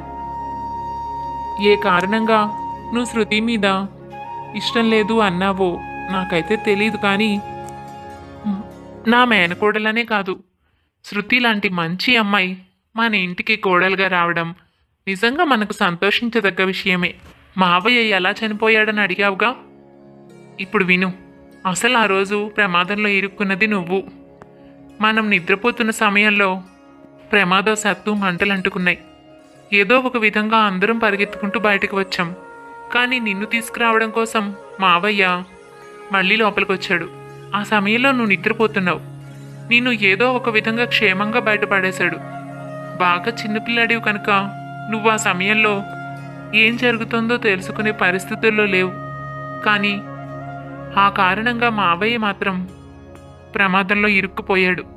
తను చనిపోయాడు. అదే ప్రమాదంలో చివరిగా తను మాట్లాడిన మాటలు ఇప్పటికీ నా చెవుల్లో మార్మోగుతూనే ఉంటాయి. ఏంటి తమ్ముడు ఇంత పని చేశావని అడిగితే తను చెప్పిన సమాధానం ఏంటో తెలుసా? ఎప్పటికైనా దాన్ని చూసుకునేది నువ్వు వాడే కదా. ఎప్పటికైనా దాన్ని చూసుకునేది నువ్వు వాడే కదా. వాడు క్షేమంగా ఉంటే నా కూతురు కూడా క్షేమంగా ఉన్నట్టే. నాకు ఇంకా ఏ దిగులు లేదక్కా. ఎప్పుడో అనుకున్నాం కదా వాడికి దాన్నిచ్చి పెళ్లి చేయాలని. అది నా భార్య కోరిక కూడా, నీకు తెలుసు. మరి వాడు ప్రమాదంలో ఉంటే నేనెలా ఊరుకుంటానక్కా? వాళ్ళు జీవితాంతం కలిసి ఉండాల్సిన వాళ్ళు. దాని బాగోగులన్నీ వాడే చూసుకోవాలి. నేను ఎంతకాలం ఉంటాను? నేను ఇప్పుడు వెళ్ళిపోయినా పర్వాలేదు. నువ్వు దాన్ని తల్లి స్థానంలో ఉండి చూసుకుంటావన్న నమ్మకం నాకుందక్కా. నువ్వు నా కోసం బెంగ పెట్టుకోవద్దు. దానికి ఏ లోటు లేకుండా చూసుకో, అంతే చాలు. అయినా నా మేనర్లుని కాపాడుకోవడం నా బాధ్యత. నేనెలా వాడిని వదిలేస్తాను? నా కూతురు అల్లుడు క్షేమంగా ఉండాలి. ఎప్పుడూ సంతోషంగా జీవితాంతం గడపాలి. అదే నా కోరిక. ఇవే చివరి నిమిషాల్లో నా తమ్ముడు నాతో చెప్పిన మాటలు. ఇప్పటికీ నాకు అవి వినిపిస్తూనే ఉంటాయి. అందుకే శృతిని పట్టుపట్టి మరీ నీకిచ్చి పెళ్లి చేసింది. అప్పటి నుండి అది మనతో పాటే ఉండిపోయింది. కారణం ఏంటంటే అది నా తమ్ముడి కోరిక. వాళ్ళ అమ్మమ్మ గారు తనను తీసుకువెళతానని, వాళ్లతో ఉంచుకుంటానని ఎన్నోసార్లు అడిగారు. కానీ నా తమ్ముడి చివరి కోరిక అది నాతో పాటు ఉండడం, నిన్ను దానికిచ్చి పెళ్లి చేయడం. అందుకే వాళ్ళు అది అర్థం చేసుకొని వెళ్ళిపోయారు.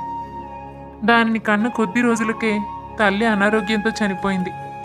వాళ్ళ నాన్న కష్టపడి కొంత పెద్ద చేశాడు. ఈలోపే ఈ విధంగా తను చనిపోయాడు. దానికి ఒంటరితనం తెలియకూడదనే మన ఇంట్లో దానికి అధిక ప్రాధాన్యతనిచ్చి నాన్న నేను చూసుకుంటూ వచ్చాం.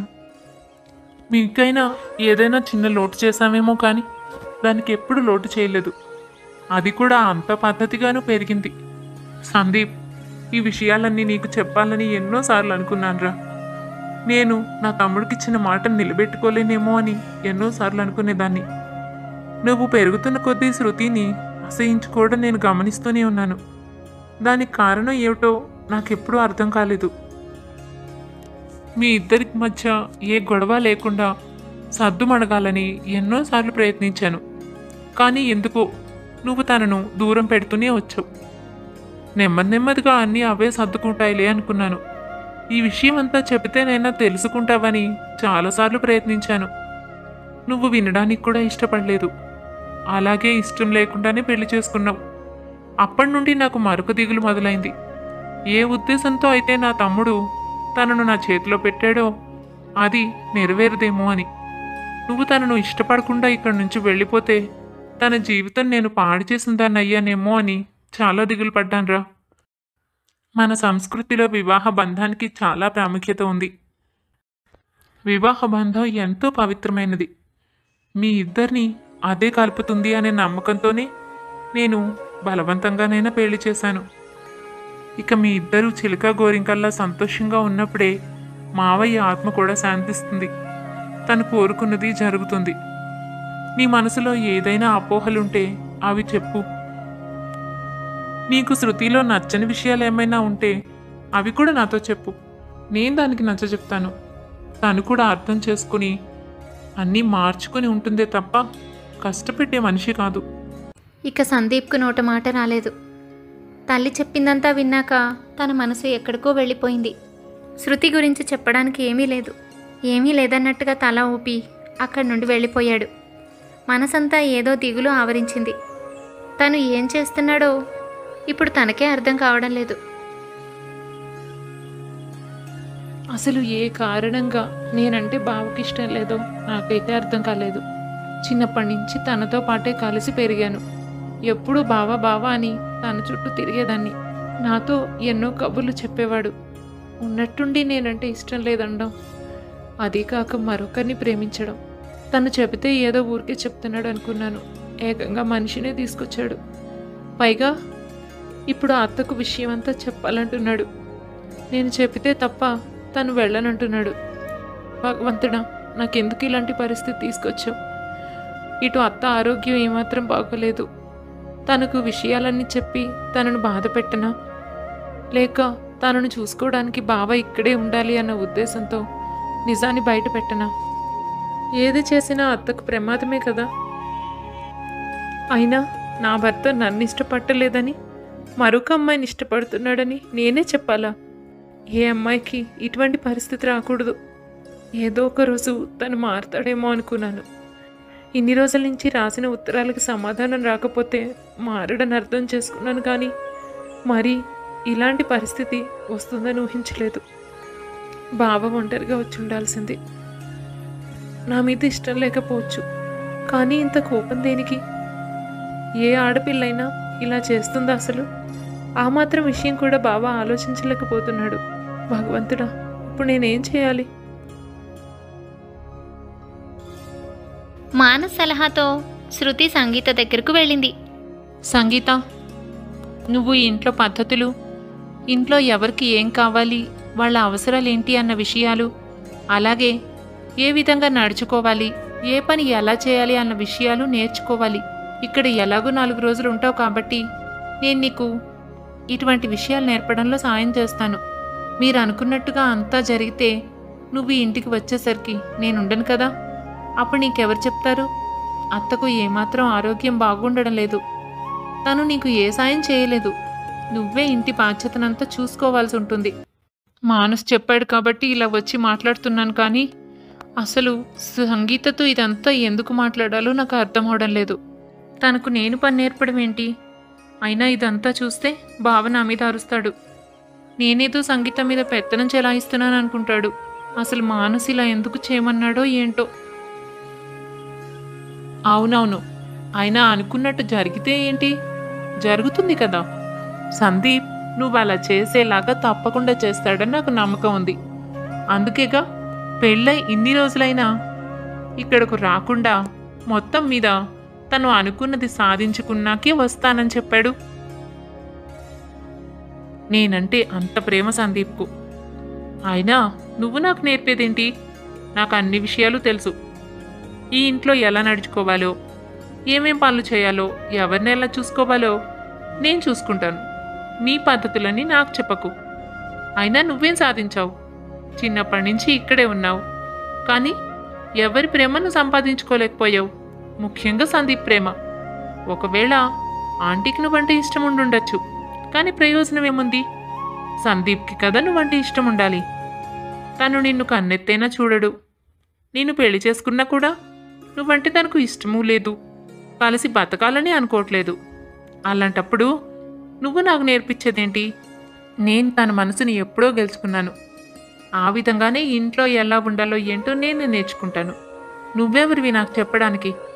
అయినా సొంత భావ ప్రేమ సంపాదించలేని దానివి నువ్వు నాకేం చెప్తావు? అసలు ముందు నువ్వు ఇచ్చిన మాట నిలబెట్టుకో. నువ్వే విధంగా అయితే విడాకులు ఇస్తానని ఉత్తరం రాసావో ఆ పని చెయ్యి. వెళ్ళి ఆంటీకి జరిగిందంతా చెప్పి త్వరగా విడాకులు తీసుకుని ఈ ఇంటి నుంచి వెళ్ళిపో. అంతేకాని ఉచిత సలహాలు ఇవ్వకు. నువ్వేం మాట్లాడుతున్నావో నీకు అర్థమవుతోందా? శృతితో ఈ విధంగా మాట్లాడే హక్కు నీకెవరిచ్చారు? నీ దగ్గర నుంచి ఇది నేను ఊహించలేదు. నీ ఇష్టం వచ్చినట్టు శృతితో మాట్లాడుతున్నావు. తానేం చేసిందని? నీకేదైనా సమస్య ఉంటే నాతో చెప్పుండాల్సింది.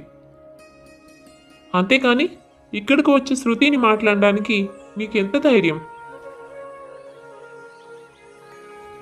అదేంటి సందీప్, నువ్వు కూడా అలా మాట్లాడుతున్నావు? నేను ఈ మాత్రం మాటలు శృతిని అనకూడదా? అయినా తనేమీ అనకుండా నేను అన్నాను అనుకుంటున్నావా? తనేమంటోందో తెలుసా? ఈ ఇంట్లో పద్ధతులు, ఇంట్లో పనులు ఇవన్నీ ఎలా చేయాలో నాకు నేర్పుతుందట. నన్ను నేర్చుకోమని ఉన్న 4 రోజుల్లోనూ తను నాకు నేర్పిస్తానని అంటోంది. అవన్నీ నాకు నేర్పే పని తనకేంటి? తన సంగతి ఏదో తను చూసుకోవాలి, కానీ నా దగ్గరకు వచ్చి ఇలా మాట్లాడటం ఏమైనా బాగుందా? నా మీద పెత్తనం చేయడానికి కాకపోతే ఎందుకు ఇలా మాట్లాడుతున్నట్టు నువ్వే చెప్పు సందీప్. ఈ ఉన్న 4 రోజుల్లో నాతో చాకరీ చేయిద్దాం అనుకుంటుందా? అనుకున్నాను, నేను ఇలా జరుగుతుందని అనుకున్నాను. మానస్కు ఎంత నచ్చ చెప్పానో. తనేమో నన్ను ఈ పని చెయ్యాల్సిందే అంటూ పంపించాడు. ఇప్పుడు నేను ఇరుక్కుపోయాను. బావ నన్ను ఇప్పుడు ఈ కారణంగా కూడా అసహించుకుంటాడు. ఛా, నాకందులో ఏం తప్పు కనిపించడం లేదే. నీకెలా తప్పు అనిపించింది? రేపొద్దున ఈ ఇంటికి వచ్చి ఉండాల్సిందానివి కాబట్టి ఇప్పటికే ఈ ఇల్లు బాగా అలవాటు పడింది కనుక ఇంటి క్షేమం కోసం ఆలోచించి పనులు పద్ధతులు నేర్పుతానంది. అందులో అంత తప్పేం వచ్చింది? అయినా నువ్వు 4 రోజుల్లో చాకరీ చేసినంత మాత్రాన తనకు ఏమొస్తుందనుకుంటున్నావు? తను ఇక్కడ ఏళ్ల తరబడి ఉంటుంది. అప్పుడంతా నువ్వే వచ్చి పనిచేసావా ఏంటి? తనున్న పరిస్థితి ఏంటి? నువ్వు మాట్లాడుతున్న మాటలు ఏంటి? సంగీత, నీకు ఆ మాత్రం ఎదుటి వాళ్ళ గురించి ఆలోచించే మనస్సు లేదా? ఒక ఆడదానివి. ఆడదాని మనసు ఏంటో నాకు తెలియకపోవచ్చు, నీకు అర్థమై ఉండాలిగా. తను తన జీవితం వదులుకొని త్యాగం చేసి నీకు ఇవ్వడానికి సిద్ధపడుతోంది. అటువంటి మనిషితో ఇలాగ ప్రవర్తించేది? నా భార్య కంటే ముందు తను నా మరదలు. ఆ విషయం కూడా గుర్తుపెట్టుకో. మా అమ్మకు కానీ ఈ విషయం తెలిసిందంటే మరుక్షణం నేను బయట గెంటేస్తుంది. అసలు ఏం తెలుసని మాట్లాడుతున్నావు? అమ్మను తను కంటికి రెప్పలా చూసుకుంటోంది. ఇంట్లో అన్ని పనులు దగ్గరుండి చేస్తుంది. ఎవరికి ఏం కావాలో తెలుసుకుని వాళ్ళకి తగ్గట్టుగా నడుచుకుంటుంది. అమ్మకు ఆరోగ్యం బాగాలేదన్న ఒకే ఒక కారణంగా తనను కాపాడుకోవడం కోసం నేను అడిగిన దానికి ఒప్పుకొని ఉత్తరం రాసింది. తన మనసులో ఎంత బాధ ఉంటుందో నువ్వు ఊహించగలవు కదా. ఏ ఆడపిల్ల అయినా ఇలాంటి పరిస్థితిని ఎదుర్కోగలదా? అసలు నీ మాటలు వింటుంటే నాకు అసహ్యం వేస్తోంది. ఇంతకాలం ఎంతో సున్నితంగా కనిపించే నువ్వు ఇంకొక మనిషిని ఇంత హింస పెట్టగలుగుతున్నావంటే నాకు ఆశ్చర్యంగానే ఉంది. ఇప్పుడు చెప్తున్నా చూడు, తను ఏమన్నా సరే నువ్వు శృతిని ఏమీ అనడానికి వీల్లేదు. తనకు ఇప్పటి వరకు నేను మిగిల్చిన బాధ చాలు. నిజంగానే మనం అనుకున్నట్టు జరిగితే ఈ ఇంటి బాధ్యతను రేపొద్దున నువ్వే చూసుకోవాలి. ఈ ఇంటి పనులన్నీ నువ్వే చేయాలి. నిజానికి అవన్నీ నీకు అప్పగించడానికి శృతికి చాలా బాధ ఉండుండాలి. తను దానిని దిగమింగుకొని నీకు చెప్తానంది. అందుకు నువ్వు దండం పెట్టొచ్చు. సందీప్ మాటలకు ఇటు సంగీతతో పాటు శృతి కూడా ఆశ్చర్యంగా చూస్తూ ఉండిపోయింది. తను ఒకలా స్పందిస్తాడనుకుంటే అనూహ్యంగా సందీప్ మరొకలా స్పందించాడు. ఈ నెలల్లో సందీప్ తన గురించి మాట్లాడిన మంచి మాటలు ఇవే. మానస్ ఏదో చేసి ఉంటాడు అనుకుంది మనసులో. కానీ సందీప్ అలా మాట్లాడుతూ ఉంటే ఒక విధంగా చాలా సంతోషం, మరో పక్క బాధ కూడా కలిగాయి. అదేంటి సందీప్, నువ్వు నన్ను అన్నేసి మాటలు అంటున్నావు? ఇప్పుడు నీకు శృతి గొప్పదానిలో కనిపిస్తోందా? ఇంతకాలం నువ్వు ఆమెను ఇష్టపడలేదుగా, ఇప్పుడెందుకు ఉన్నట్టుండి నచ్చింది? త్యాగం చేస్తోందానా? అయినా అదంతా పక్కన పెడితే ఇంత ఇంటికి కోడలుగా వచ్చి నేను చాకరీ చేయాలా ఏంటి? ఇంట్లో ఎవరికి ఏం కావాలో చూసుకోవడం ఒక పెద్ద పనా? నలుగురు పని వాళ్ళని పెడితే వాళ్ళే చేస్తారు. ఇంత ఆస్తికి వారసురాలను అయ్యుండి నేనెందుకు ఇంట్లో పని చేయాలి, చాకరీ చేయాలి? నేనేం అలా చేయాలనుకోవట్లేదు. అలా చూసినా తను నాకు ఏమీ నేర్పవలసిన అవసరం లేదు.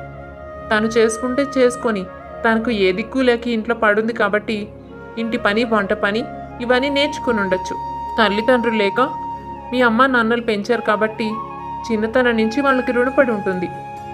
అంతేకాని ఇంత హోదా ఉండి కూడా ఇంటి పనులు, వంట పనులు చేయడానికి నేనేమి ఆ అమ్మాయి లాంటి దాన్ని కాదు. అబ్బో, చాలా కొత్తగా మాట్లాడుతున్నావు సంగీత. నువ్వు ఒక అనాథవి, తల్లి తండ్రులు లేని దానివి. ఒక అనాథాశ్రమంలో కష్టపడి పెరిగి వాళ్ళు చదివించినంత వరకు చదువుకున్నావు. ఏదో చదువుకు తగ్గ ఉద్యోగం చేసుకుంటూ కష్టపడి బ్రతుకుతున్నావు. నీకు జీవితం విలువ, మనుషుల విలువ బాగా తెలుసని అనుకున్నాను. ఇప్పుడు నీ మాటలు బట్టి చూస్తే నేను పొరబడ్డాననిపిస్తోంది. ఏంటి, ఇంత ఇంటికి వారసురాలైనంత మాత్రాన ఇంట్లో పని చేయకూడదని అనుకుంటున్నావా? మన ఇంటి మనుషులే మన దగ్గరుండి చూసుకోవడం బాధ్యతే తప్ప అది చాకరీ కాదు. ఏమంటున్నావు? శృతికి దిక్కులేక ఇక్కడ పడుందనా? కోర్స్ ఇప్పటిదాకా నాకు తెలీదు, కానీ నీలా అయితే నేను ఎప్పుడూ అనుకోలేదులే. అయితే శృతి కోటీశ్వరరాలు, నీకు ఆ సంగతి తెలుసా? ఇంకా మేమైనా ఈ ఇంటి వరకే సంపాదించగలిగాం, కానీ తన అమ్మమ్మ, తాతయ్య వాళ్ళ ఊరంతా కొనగల శక్తి గల కోటీశ్వర్లు. వాళ్ళ ఆస్తంతా శృతికే. తను అక్కడికి వెళ్ళి బ్రతకచ్చు హాయిగా, కానీ తను కావాలనే ఇక్కడ ఉండిపోయింది మా అమ్మ కోసం, తన తండ్రి కోరిక మేరకు. ఎప్పుడూ తన గురించి ఆలోచించిందే లేదు. నీలా శృతి ఎప్పుడూ మాట్లాడింది లేదు. ఈ ఇంటిని తను సొంత ఇల్లు అనే అనుకుంది మొదటి నుంచి. ఈరోజు తను ఇంట్లో చాకిరీ కానీ పని కానీ చేస్తోందంటే తను ఇష్టపూర్వకంగా, సంతోషంగానే తప్ప నువ్వనుకున్నట్టు చాకరీగానో పని మనిషిగానో భావించి చేయడం లేదు. కానీ చూస్తే రేపు పొద్దున్న నువ్వు ఈ విధంగా నడుచుకునేలా అనిపించడం లేదు నాకు. పోనీలే బావా, నేనేదో తనకి ఇవన్నీ చెప్పడం వల్ల ఉపయోగం అనుకుని వచ్చాను. నా వల్ల మీ ఇద్దరు గొడవ పడద్దు. నేను వెళ్ళిపోతాను. తనకు ఎలా ఇష్టమైతే అలా చేయని. నిజమేలే, ఎవరి జీవితం వాళ్ళ ఇష్టం. తను కోరినట్టుగా తను బతుకుతుంది. గొడవ పెద్దది కావడం ఇష్టం లేక శృతి అలా చెప్పి అక్కడి నుంచి వెళ్ళిపోయింది. కానీ సందీప్ ఆ విషయాన్ని చాలా సీరియస్గా తీసుకున్నాడు. అయినా తల్లి చెప్పిన విషయం విన్న దగ్గర నుంచి సందీప్కు శృతిని ఒక విషయం అడగాలనిపించింది. మరుసటి రోజు, శృతి, నేను నిన్న విషయం అడగాలనుకుంటున్నాను, నిజం చెప్తావా? చెప్తాను. నిన్న అమ్మ చెప్పిన విషయం నా మనసుని బాగా కలిచివేసింది. నాకు ఈ విషయాలు ఏమీ గుర్తులేవు. అమ్మ చెప్తానన్నా నేను ఎప్పుడు వినలేదు. మావయ్య నన్ను కాపాడడం కోసం చనిపోయాడని నాకు ఇప్పటిదాకా తెలియదు శృతి. ఆ విషయంలో నేను నిన్ను క్షమాపణ అడుగుతున్నాను. తెలుసో తెలియకో నిన్ను నేను చాలా బాధ పెట్టాను. కానీ ఒక్క విషయం చెప్పు, ఈ విషయాలన్నీ నీకు తెలుసు కదా? అమ్మ నీతో ఎప్పుడో ఇవన్నీ మాట్లాడే ఉంటుందిగా. మరి మన పెళ్ళయ్యాక నేను నువ్వంటే ఇష్టం లేదని, విడాకులు కావాలని, మరొక అమ్మాయిని పెళ్లి చేసుకుంటానని చెప్పినప్పుడు నన్ను నువ్వెందుకు అడగలేదు? నీ వల్లనే నా జీవితాన్ని, నా తండ్రిని కోల్పోయానని, కాబట్టి నిన్ను చూసుకునే బాధ్యత నాదేనని మావయ్య తీసుకున్న మాట గురించి, అది నా బాధ్యతే అన్న విషయం నాకు ఎందుకు చెప్పలేదు? నేను బాధ్యత కంటే ప్రేమని కోరుకున్నాను. నేను అవన్నీ చెప్తే నువ్వు నిజంగానే తప్పని బాధ్యతగా నన్ను భావించి బంధానికి కట్టుబడేవాడివేమో, నాకు తెలీదు. కానీ నువ్వు నన్ను ఇష్టపడి నాతో బంధంలో ముందుకు వెళ్ళాలి, అంతేకాని బలవంతంగా కాదు. నేనేదో నాన్న నిన్ను కాపాడుతూ చనిపోయాడనో, లేక అత్తయ్య దగ్గర మాట తీసుకున్నాడనో ఈ విషయాలన్నీ నీకు కారణాలుగా చూపించి నన్ను ప్రేమించమని అడగనా? నీకు అలా ప్రేమ పుడుతుందా? ఏది ఎలా జరగాలంటే అలాగే జరుగుతుంది. ఆ రోజు నాన్న అలా వెళ్ళిపోవాలని రాసిపెట్టుంది. కానీ ఇచ్చిన మాటను మర్చిపోకుండా అత్త నన్ను అలాగే కంటికి రెప్పలా కాపాడుకుంటూ వచ్చింది. నీకు ఇష్టం లేకపోయినా బలవంతంగా పెళ్లి కూడా చేసింది. అందువల్ల నువ్వు చాలా కోపడ్డావు. నా మొహం మీదే ఇష్టం లేదు అని చెప్తున్న భర్తకి ఈ కారణాలన్నీ చెప్పి నన్ను భరించాల్సిందే అని చెప్పాలని నాకు అనిపించలేదు. నువ్వు నన్ను ఇష్టపడి నాతో జీవితం గడపాలి అనుకుని ఉండాలి. అంతేకాని ఏదో బలవంతం మీద కారణాల మీద జీవితం ఎంతకాలం ముందుకు సాగుతుంది? అందుకే నేను ఆ మాటలేవి నీకు చెప్పలేదు. సాకులు చూపించి బంధం కొనసాగించాలని నేను అనుకోలేదు బావా. నీ ఇష్టాన్ని నువ్వు చెప్పావు, దానినే గౌరవించాలనుకున్నాను. కానీ ఎప్పటికైనా నువ్వు మారుతావనుకున్నాను. నిజంగా మరొకరిని ప్రేమించావు అని నేను అనుకోలేదు. ఏదో నేనంటే ఇష్టం లేక అలా చెప్తున్నావు అనుకున్నాను. నేనంటే నీకు ఎందుకు ఇష్టం లేదో కూడా నాకు కారణం తెలీదు.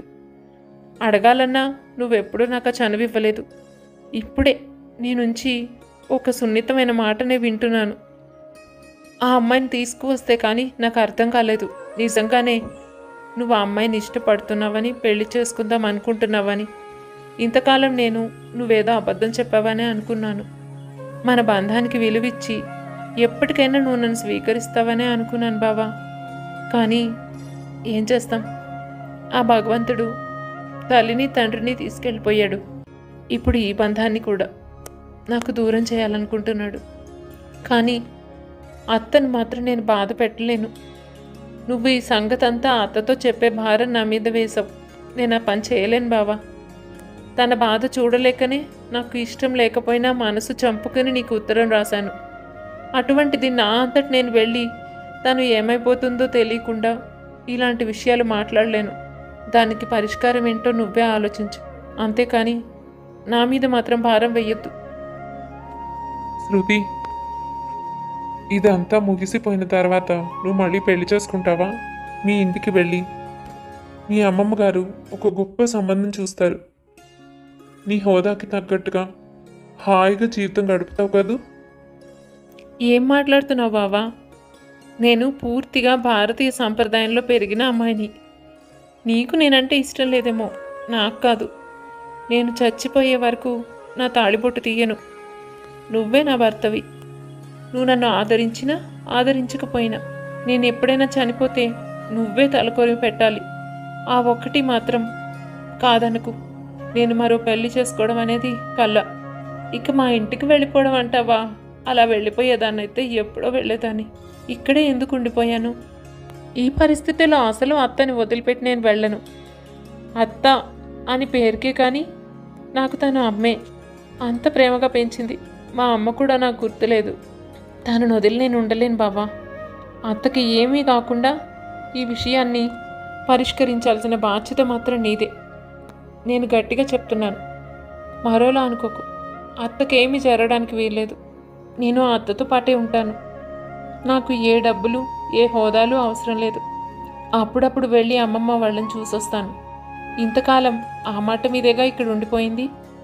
ఉన్నట్టుండి నాకు ఇప్పుడు ఆ ధ్యాస ఎలా వస్తుందనుకున్నావు? సందీప్కు ఏమీ మాట్లాడాలనిపించలేదు.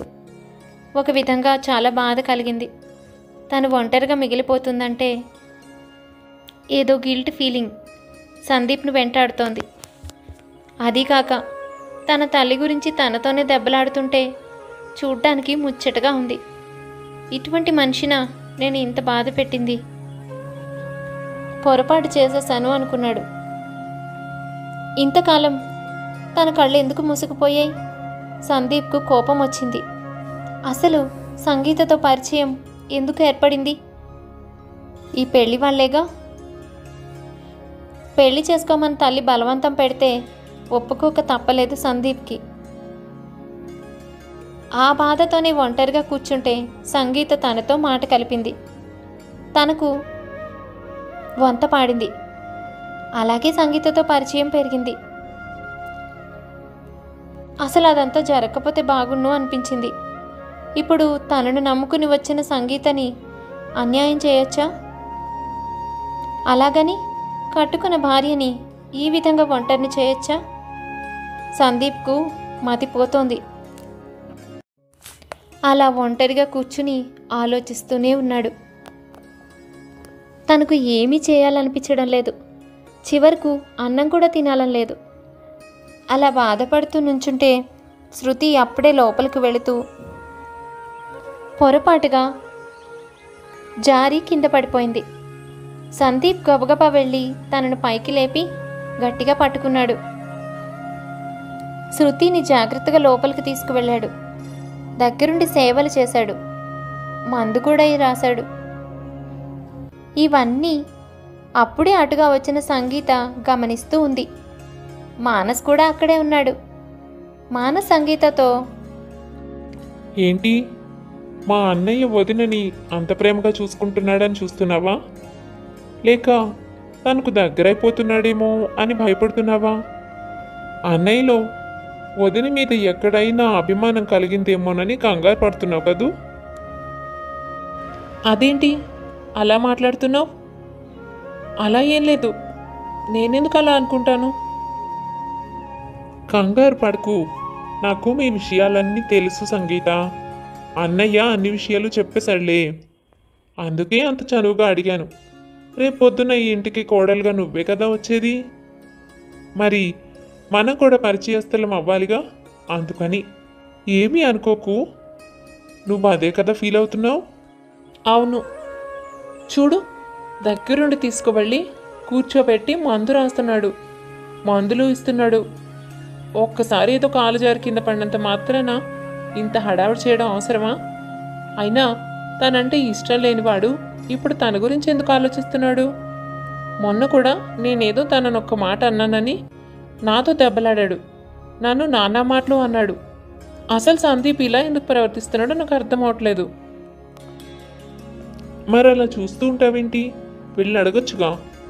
నిన్ను పెళ్లి చేసుకుంటానని, ఈ ఇంటికి మహారాణిని చేస్తానని మాటిచ్చి తీసుకొచ్చాడుగా. వెళ్ళి డబాయించి అడుగు. ఇప్పుడు వదినతో ప్రేమగా నడుచుకుంటే ఎలా? నువ్వు చూస్తూ ఉంటే ఇది వేరే కథలా మారేటట్టుంది. మానస్ సంగీతం రెచ్చగొట్టి సందీప్ దగ్గరికి పంపించాడు. అసలు మానస్ ఏమనుకుంటున్నాడో తెలియని సంగీత మాటలు నమ్మి ఆవేశపడి సందీప్ దగ్గరకు వెళ్ళి ఇదంతా ఎందుకు చేస్తున్నావని గట్టిగా అడిగింది. అదేంటి అలా అడుగుతున్నావు? తను పడిపోయింది, చూస్తున్నావుగా కాలు ఎలా అయిపోయిందో.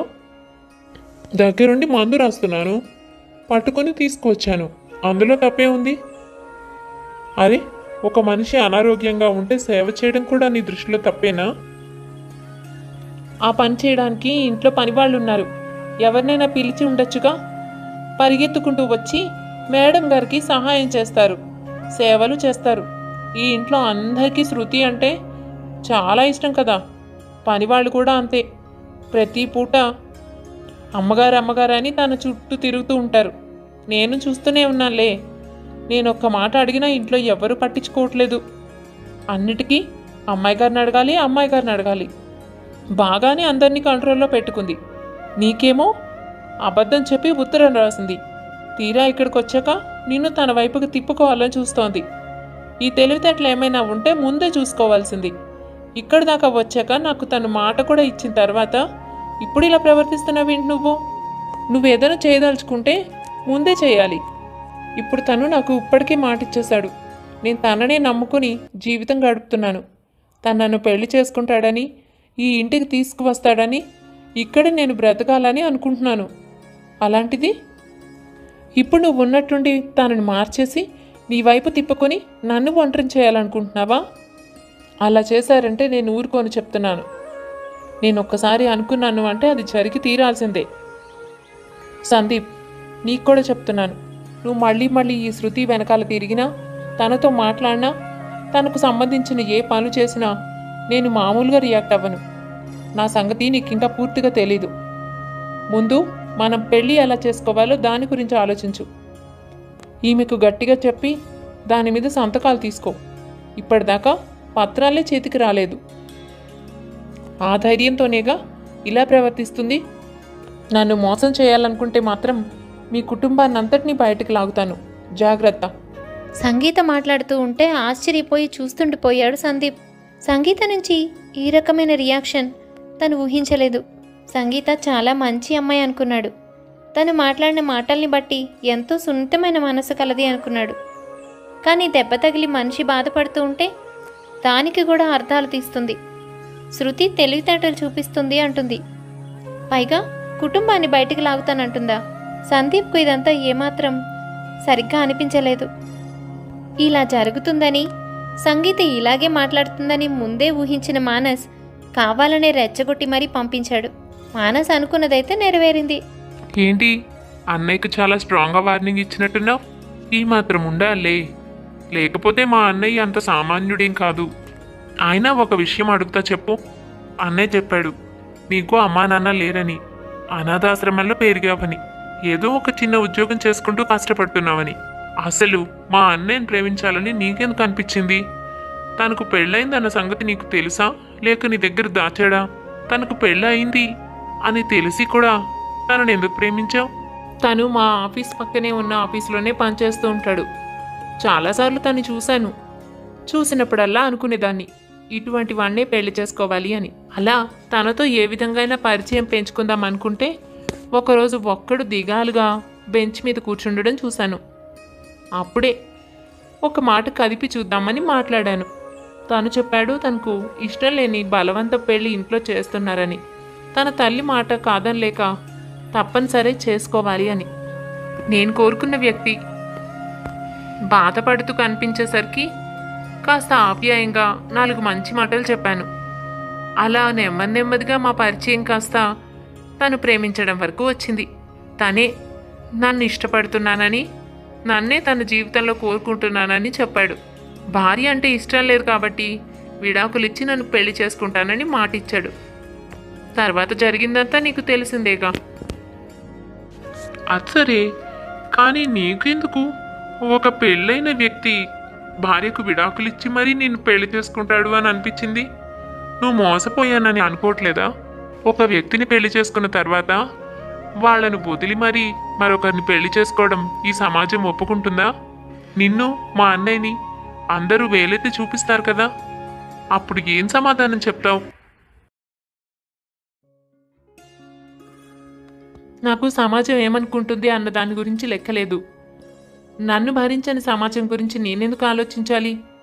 నువ్వన్నట్టు నేను ఎన్నో కష్టాలు పడ్డాను. అవును, ఒక అనాథాశ్రమంలో అందరితో మాటలు పడుతూనే పెరిగాను. అప్పుడే నిర్ణయించుకున్నాను నేను ఒక గొప్ప ఇంట్లో ఉండాలి అని, అందరికీ నేను ఏంటి అన్నది చూపించాలని. చూడు, మన దగ్గర డబ్బు, హోదా, పలుకుబడి ఉంటే వేలెత్తి చూపించే వాళ్ళెవ్వరూ ఉండరు. ఏ పని చేసినా అది సరైనదే అన్నట్టే మాట్లాడతారు తెలుసా? అందుకే నన్ను ఎవరైనా ఏదైనా అంటారు అన్న భయం లేదు నాకు. మీకు బోలెడన్ని ఆస్తులు, ఊరంతా తెలిసిన వాళ్లే, మంచి పలుకుబడి ఉంది. అందరూ మిమ్మల్ని చూసి గౌరవిస్తారు కదూ? ఎన్నో ఆస్తులు కూడా ఉన్నాయి. ఇలాంటప్పుడు ఏం చేసినా నోరెత్తి ఎవ్వరూ మాట్లాడరు, వేలెత్తి చూపించరు కూడా. అదే నా ధైర్యం. అయినా సందీప్ ఎందుకు ఇలా వింతగా ప్రవర్తిస్తున్నాడు? అక్కడుండగా ఒక్కరోజు తన భార్య పేరుని తలుచుకున్నది లేదు. తన పేరు ఎత్తితే మండిపడేవాడు. అసలు ఏ విధంగా తనను విడాకులకు ఒప్పించాలా అని ఎప్పుడూ అదే ఆలోచిస్తూ ఉండేవాడు. అలాంటిది ఇక్కడికి వచ్చిన తర్వాత తన చుట్టూ తిరుగుతున్నట్టు అనిపిస్తోంది. మొదటి రోజు బాగానే ఉన్నాడు, కానీ 2 రోజులుగా చూస్తున్నా సందీప్ ఎప్పుడు చూసినా దిగాలుగా ఉంటాడు, లేదా శృతి వెనక తిరుగుతూ ఉంటాడు, శృతితో మాట్లాడుతూ ఉంటాడు. ఏం జరిగింది? సందీప్ ఎందుకు ఇలా ప్రవర్తిస్తున్నాడు? ఎందుకేముంది, అన్నయ్యకు 2 రోజుల క్రితమే ఒక విషయం తెలిసిందిలే, అందుకు. అవునా? ఏంటా విషయం? అది మా అమ్మకు మాత్రమే తెలిసిన రహస్యం. తను 2 రోజుల క్రితమే మా అన్నయ్యతో కూడా చెప్పింది. నేను పక్క నుంచి విన్నాను. నాకు తెలుసన్న విషయం కూడా మా అన్నయ్యకు తెలీదు. అసలు సంగతి ఏంటంటే, నువ్వు అంటున్నావే ఆస్తి, ఇల్లు, పొలం, ఇవన్నీ మా నాన్నగారు చనిపోయేటప్పుడు మా వదిన పేరుని రాశారట. మేమిద్దరం మగపిల్లలం, మేము ఎలాగైనా బతకగలం, చదువుకున్నాం కాబట్టి ఉద్యోగాలు చేసుకుంటూ మా ఆస్తులు మేమే సంపాదించుకోగలం, సంపాదించుకోవాలి కూడాను. కానీ ఆడపిల్ల తను ఒక్కతి బతకాలంటే తనకు ఆస్తి ఉండాలి అన్న ఉద్దేశంతో తన మీద ప్రేమతో మా నాన్న ఆస్తంతా తన పేరుని రాశాట. అది కాక తననే కోడలుగా చేసుకోవాలని ఎప్పటి నుంచో అనుకుంటున్నారుగా. కాబట్టి ఆస్తి కూడా ఎక్కడికి వెళ్ళదు, తను ఇక్కడే ఉంటుంది కాబట్టి. పైగా మా వదిన డబ్బు చేతికొచ్చినంత మాత్రాన మనుషుల్ని లెక్క చేయనంత చెడ్డ మనిషి కాదు. ఆస్తిని చేతిలో పెట్టుకొని ఎవరిని బాధ పెట్టాలనుకోదు. ఆ నమ్మకంతో కూడా రాసుంటారు. ఎవరి పేరు మీద ఉంటేనే అనుకుని ఉంటారు. కానీ ఈ సంగతంతా ఆయనకు తెలియదుగా పాపం. ఇప్పుడే వచ్చింది అసలు సమస్య. ఇప్పుడు మా అన్నయ్య తనకు విడాకులు ఇచ్చాడే అనుకో, చేతిలో చిల్లిగవ్వుండదు. ఈ ఇల్లు పొలాలు ఏవీ మాకు మిగలవు. అన్నీ తన పేరునే ఉన్నాయి కాబట్టి తన సొంతమే అనుకుంటుంది. మమ్మల్ని బయటకు గింటేస్తుందని కాదు, కానీ ఎంతైనా తను చెప్పిన మాట వింటూ తన చెప్పు చేతిలో పడుండాలిగా. అందుకే ఆలోచిస్తున్నాడో ఏమో నాకు తెలీదు. అందుకే 2 రోజుల నుంచి తన మీద కేర్ చూపిస్తున్నాడు అనిపిస్తోంది. నేను కూడా అబ్జర్వ్ చేశాను. ఇందాక తను జస్ట్ కింద పడింది అంతే. దానికి తను అంత ఓవర్ యాక్షన్ చేయాల్సిన అవసరం లేదు. కానీ మా అన్నయ్య కాస్త గట్టిగానే యాక్ట్ చేస్తున్నట్టున్నాడు. చూడాలి మరేం చేస్తాడో. ఏంటి మానస్ నువ్వు చెప్పేది? ఈ ఆస్తి మొత్తం ఆ శృతి పేరు మీద ఉందా? దీనంతటికి తనే యజమానా? నమ్మలేకుండా ఉన్నాను.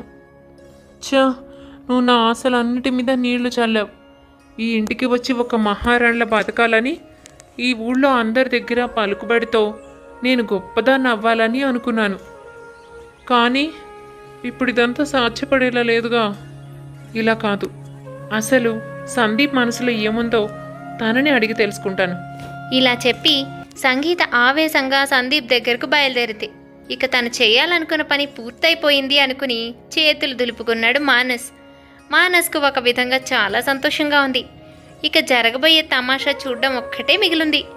సందీప్, నేను ఒక విషయం గురించి అడగడానికి వచ్చాను. నాకు ఇప్పుడే మానస్ ఒక విషయం చెప్పాడు. సారీ, ఇది మీ కుటుంబానికి సంబంధించిందే కావచ్చు, కానీ నాకు చాలా ముఖ్యమైంది. ఈ ఆస్తి మొత్తం శృతి పేరు మీద ఉందిట. ఈ ఇల్లు పొలాలు అన్నీ దానికే దక్కుతాయిట. అందుకే ఈ విషయం నీకు 2 రోజుల క్రితమే తెలిసిందట. మీ అమ్మగారు నీతో చెప్తుంటే మానస్ కూడా విన్నట్ట. అయితే ఈ కారణంగానే 2 రోజుల నుంచి దాంతో క్లోజ్గా మాట్లాడుతూ దాని వెనక్కి తిరుగుతూ కనిపిస్తున్నావా? అంటే ఇప్పుడు నువ్వు మనసు మార్చుకున్నావా? ఆ ఆస్తి కోసం దాన్ని స్వీకరిద్దాం అనుకుంటున్నావా? లేక ఏదో ఒక విధంగా దాంతో ఆస్తి రాయించుకోవాలనుకుంటున్నావా? అవును, మానస్ చెప్పిందంతా నిజమే. అయితే ఒక విషయం చెప్తా చూడు. తనకే కోట్ల ఆస్తి ఉంది. దాని గురించే శృతి ఎప్పుడు లెక్క చేయలేదు. ఇప్పుడు ఈ ఆస్తిని ఎందుకు లెక్క చేస్తుంది? నేనేం తన వెనుక ఆస్తి కోసం తిరగడం లేదు. తన దగ్గర నుంచి ఆస్తి రాయించుకునే ఉద్దేశమే నాకు లేదు. అర్థమైందా?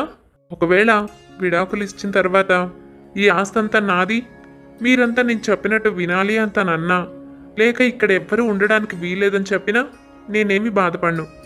కావాలంటే వెళ్ళిపోయి మన బతుకు మనం బతుకుదాం. నువ్వు ఉద్యోగం చేస్తున్నావు, నేను ఉద్యోగం చేస్తున్నాను. మనం కొంతకాలం కష్టపడి డబ్బు పోగేస్తే జీవితానికి కావాల్సినంత సంపాదించుకోవచ్చు. ఈ ఆస్తితోనే పుట్టామా, ఆస్తితోనే పోతామా? దాని గురించి నాకు దిగులేం లేదు. నేనేమి శృతి వెనకాల తిరగడం లేదే. సాటి మనిషిగా తన మీద మానవత్వం చూపిస్తున్నాను అంతే. నేను తనను తప్పుగా అర్థం చేసుకున్నాను, అందుకే బాధపడుతున్నాను. అంతకుమించి ఇంకేం లేదు. అయినా ఆస్తి కోసం మనుషుల్ని ఏమార్చే వాళ్ళ కనిపిస్తున్నాను నీకు నేను? అబ్బా, ఏం మాట్లాడుతున్నావు సందీప్? ఇంత ఆస్తి వదులుకొని ఎక్కడికో వెళ్ళి ఒంటరిగా బతకాలా? చాలని జీతాలతో జీవితంలో ఏం సంతోషం ఉంటుంది? ప్రతి దానికి రూపాయి చూసుకుంటూ ఖర్చు పెట్టాలి. అన్ని ఆశల్ని కోరికల్ని చంపుకొని బతకాలి. ఇంతకాలం నేను బతికిన బతుకు అదేగా. నాకా జీవితం వద్దు. అసలు నేను ప్రేమించిందే నీకు ఆస్తి ఉంది అన్న విషయం తెలిసి. ప్రతిరోజు నేను అబ్జర్వ్ చేశాను. నువ్వు వేసుకునే బట్టలు, నువ్వు వాడే వస్తువులు అన్నీ చూస్తూనే ఉన్నాను. నీ కొలీగ్ని, మీ ఊరి గురించి, నీకున్న ఆస్తుల వివరాల గురించి అన్నీ కనుక్కున్నాను. ఆ తర్వాతే నిన్ను ఏదో ఒక విధంగా నా వైపు తిప్పుకోవాలి అని అనుకున్నాను. అంతేకాని నువ్వు చెప్పినట్టు అనామకురల్లా బతకడానికి కాదు. జీవితకాలం కష్టపడుతూ ఉద్యోగం చేస్తూ బానిసలాగే ఉండమంటావా? నాకా జీవితం వద్దు. ఈ ఆస్తి తన పేరునే ఉంటే, తను కనుక మీకు ఇవ్వడానికి ఒప్పుకోకపోతే మాత్రం నేను మాత్రం నిన్ను ఎట్టి పరిస్థితుల్లోనూ పెళ్లి చేసుకోను. నీకంటే ఆ రాకేషే నయం. కోట్ల ఆస్తి. ఏదో ఒక చిన్న మాట తేడా వచ్చిందని తనతో మాట్లాడడం మానేసి నీ వైపు వచ్చాను. చూస్తుంటే నేను పొరపాటు చేశాను అనిపిస్తోంది. ఏంటి సంగీత? అంటే నువ్వు ఆస్తి కోసం నన్ను ప్రేమించానన్నావా? నువ్వు నిజంగా నన్ను ప్రేమించలేదా? నాతో జీవితం గడపాలని నువ్వు అనుకోలేదా? ఈ ఆస్తి కోసమా? శృతి చూడు, కోటీశ్వరాలైనా దాని గురించి ఏ రోజు ఆలోచించదు. అలాంటిది నువ్వు నిన్ను నిజం అనుకుని నమ్మాను. నన్ను ప్రేమిస్తున్నావని నేను కష్టపెట్టకూడదని అనుకున్నాను. నీ నుంచి ఇది ఎక్స్పెక్ట్ చేయలేదు. రాకేషా? అంటే ఎవరు డబ్బున్న వాళ్ళకు అనుకుని వాళ్ళను ఇలాగే నీ వైపుకు తిప్పుకుంటూ నాటకాలు ఆడుతూ ఉంటావా నువ్వు? నువ్వేమైనా అనుకో సందీప్, నాకేం అభ్యంతరం లేదు. ఇప్పుడు నీ దగ్గర మంచిదాన్ని అని అనిపించుకునే అవసరం కూడా లేదని తేలిపోయింది. అయినా కోట్ల ఆస్తి దానికి ఉందిగా, ఇదంతా అదేం చేసుకుంటుంది? ఒకసారి పిలిచి అడగరాదు? ఆస్తి వదులుకొని తను వెళ్ళిపోతుందో లేదో అప్పుడే మన బంధం గురించి కూడా నిర్ణయించుకుందాం. అయినా నేనేదో తప్పు చేసినట్టు మాట్లాడుతున్నావేంటి? నా విషయం నేను చూసుకోవాలిగా. నాకంటూ కొన్ని కోరికలు ఉంటాయి. నేనేమంత తప్పు చేశాను? నా జీవితం బాగుండడం కోసం, సుఖంగా ఉండడం కోసం ఏం చేయాలో అదే విధంగా ఆలోచించాను. అంతేకాని అంతకంటే నేనేం పాపా చేయలేదు. ఛీ, నేను నీలాంటి వాణ్ణి కాదు. చచ్చినా నేను శృతిని ఆస్తి నాకు రాసిమ్మని అడగను. ఒకవేళ మా నాన్న తనను నమ్మి తన మీద ఈ ఆస్తి అంతా ఉండాలని కోరుకుని రాసిచ్చుంటే సంతోషంగా ఇచ్చేస్తాను. డబ్బు కోసం వెంపర్లాడే మనస్తత్వం నాది కాదు. నీ గురించి ఇప్పుడిప్పుడే అర్థమవుతోంది. నువ్వు నన్నుగా ప్రేమిస్తే నన్ను పెళ్లి చేసుకో. నిన్ను మహారాణిలా చూసుకుంటాను. కానీ ఆస్తిని ప్రేమించాను అంటే మాత్రం దయచేసి ఇక్కడి నుంచి వెళ్ళిపో. ఇక జరిగింది చాలు. నిన్ను నమ్మినందుకు నాకు బాగా గుణపాఠం చెప్పావు. గట్టి గట్టిగా అరుచుకుంటున్న వీళ్ళ అరుపులు పక్క గదిలో ఉన్న శృతికి వినిపించాయి. తను కంగారు పడి పరిగెత్తుకుంటూ వచ్చింది. వాళ్లను చూసి ఆశ్చర్యపోతూ ఏం జరిగిందని అడిగింది. సంగీత విషయం మొత్తం చెప్పి, ఇదిగో శృతి, మొహమాటం లేకుండా మొహం మీదే అడిగేస్తున్నాను. నీకు మీ అమ్మమ్మ గారింట్లో కోట్ల ఆస్తి ఉందటగా. రేపొద్దున అదంతా నీకేనట్టుగా. ఇప్పుడు ఈ ఆస్తి అంతా నువ్వేం చేసుకుంటావు? మీ మావయ్య నీ మీద అభిమానంతో రాసిచ్చుండొచ్చు. నువ్వు సందీప్ని పెళ్లి చేసుకుని ఈ ఇంట్లోనే ఉంటావు కాబట్టి ఆస్తి ఎక్కడికి పోదులే అని ధైర్యంగా రాసి ఉంటారు. కానీ ఇప్పుడు సందీప్ నిన్ను ఇష్టపడట్లేదు. నిన్ను ఇక్కడి నుంచి పంపించేయాలనుకుంటున్నాడు. కాబట్టి ఆ ఆస్తిని కూడా తనకు అప్పగించేసి నువ్వు వెళ్ళిపోవడం మంచిది. ఇదే విషయం నిన్ను అడగమంటే సందీప్ నాపై అరుస్తున్నాడు. మేం సంతోషంగా సుఖంగా బతకాలంటే మాకు కూడా ఆస్తి, డబ్బు అన్నీ అవసరం. నువ్వు ఒక్కదానివే ఇంత డబ్బును, ఇంత ఆస్తిని పెట్టుకుని ఏం చేసుకుంటావు? నాకేం ఆస్తి అవసరం లేదు సంగీత. నాకు ఎటువంటి అభ్యంతరం లేదు బావా. ఈ ఆస్తి నా పేరును ఉందన్న సంగతే నాకు తెలీదు. మావయ్య నా పేరును రాశారా? నాకేం అర్థం కావట్లేదు. సరే, ఏది ఏమైనా ఈ ఆస్తి అంతా నీ పేరును రాయడానికి నేను సిద్ధంగా ఉన్నాను. ఎవరిని కావాలంటే వాళ్ళని పిలిపించు. త్వరలోనే ఆస్తి నీ మీద రాస్తూ సంతకం పెడతాను. నేనేం చేసుకుంటాను బావా ఇదంతా. కాకపోతే అత్తకు కొంచెం ఇద్దాం. తను ఏ లోటు లేకుండా బ్రతకడానికి. నేను అత్తతో పాటే ఉంటాను. మీ ఇద్దరు సుఖంగా ఉండండి. తను ఇలా మాట్లాడుతుందంటే నువ్వెంత బాధపడుతున్నావో నాకు అర్థమవుతోంది. నీ బాధ నేను చూడలేను బావా. ఈ ఆస్తి నాకు ఒక లెక్క కాదు. నాకు మా అమ్మమ్మ దగ్గరున్న ఆస్తి కూడా అవసరం లేదు. నేను ఎప్పుడూ డబ్బు కోసం వెంపర్లాడలేదు. కానీ నీ బాధని మాత్రం నేను చూడలేను. సంగీత, బావని ఎప్పుడు బాధ పెట్టకు. ఇవాళ ఆస్తి కోసం ఇంత గొడవ చేస్తున్నావు. రేపొద్దున బావని ఎలా చూసుకుంటావు అని ఆశ్చర్యంగా ఉంది నాకు. డబ్బు ఇవ్వడానికి నాకు ఇబ్బంది ఏం లేదు. కానీ బావను నువ్వు ప్రేమగా చూసుకోవాలి. అలా అయితేనే ఇస్తాను. తను చూడు మొహం ఎలా పెట్టాడో. ఇంతోటి ఆస్తి కోసం ఇంత గొడవ చేస్తున్నావా? అదంతా చెప్పావులే, చాలే. విన్నావుగా సందీప్, తను ఆస్తి ఇవ్వడానికి సిద్ధంగా ఉంది. నేను అదేగా చెప్పాను. ఏదో ఒక విధంగా తనను అడిగితే ఒప్పుకుంటుందని. ఇలా అడగగానే అలా ఒప్పుకుంది. ఈ మాత్రం దానికి నాతో ఇంత గొడవ పడ్డావు. అవసరమా చెప్పు? అవసరం లేదు, అస్సలు అవసరం లేదు. నీ వంటి దాన్ని ఈ ఇంటికి తీసుకువచ్చి నేను తప్పు చేశాను. నువ్వు నిజమని నమ్మి నిన్ను పెళ్లి చేసుకుంటానని మాటిచ్చాను. ఇదంతా నా తప్పే. నా వల్ల ఆమె ఎంతో బాధపడింది. కానీ ఇప్పటికీ నా బాధ గురించి ఆలోచిస్తుంది. నా క్షేమం గురించే నీతో దెబ్బలాడుతోంది. తన గురించి తను ఒక్కటి కూడా అడగలేదు. అటువంటి వ్యక్తిని పెళ్లి చేసుకుని కూడా నీలాంటి దాని వెనుక తిరిగాను చూసావా? అదే నేను చేసిన మహాపాపం. ఇక చాలు సంగీత, ఆస్తి ఇదంతా పక్కన పెట్టు. నీ బుద్ధి ఏమిటో నాకు అర్థమైంది. నేను నిన్ను పెళ్లి చేసుకునే ప్రసక్తే లేదు. మర్యాదగా ఇక్కడి నుంచి వెళ్ళిపో. రాకేష్ అన్నావు కదా, వాడి దగ్గరికే వెళ్ళు. రాకేష్ కుదరకపోతే రమేష్ దగ్గరకు వెళ్ళు. నాకు అనవసరం. మళ్ళీ నా జీవితంలోకి మాత్రం తిరిగి రాకు. నేను శృతినే నా భార్యగా స్వీకరిస్తున్నాను. ఇక ఎప్పుడు ఎట్టి పరిస్థితులను ఎవ్వరి వైపు కన్నెత్తి కూడా చూడను. మళ్ళీ నా జీవితంలోకి రావాలని మాత్రం ప్రయత్నించుకు. ఇంకొక మాట మాట్లాడావో మర్యాదగా ఉండదు. ఇక ఆస్తి ఎలాగూ తన చేతికి రాదు అని సందీప్ శృతితో రాయించుకోడని, దానికి వాళ్ళ అమ్మ కూడా ఒప్పుకోదని ఆలోచించుకుంది సంగీత. ఇక్కడ టైం వేస్ట్ చేయడం ఎందుకని వెంటనే బయలుదేరి వెళ్ళిపోయింది. ఇక సందీప్ శృతిని స్వీకరిస్తున్నాను అని చెప్పడంతో శృతి చాలా సంతోషపడింది. తలకిందులైపోతుంది అనుకున్న జీవితం నిలబడింది. ఇదంతా ఒక అద్భుతంలా అనిపించింది శృతికి. చాలా సంతోషపడింది. సందీప్ కూడా తనను క్షమాపణ అడిగాడు. మనస్ఫూర్తిగా శృతిని స్వీకరించి తనను ఎంతో ప్రేమగా చూసుకోసాగాడు.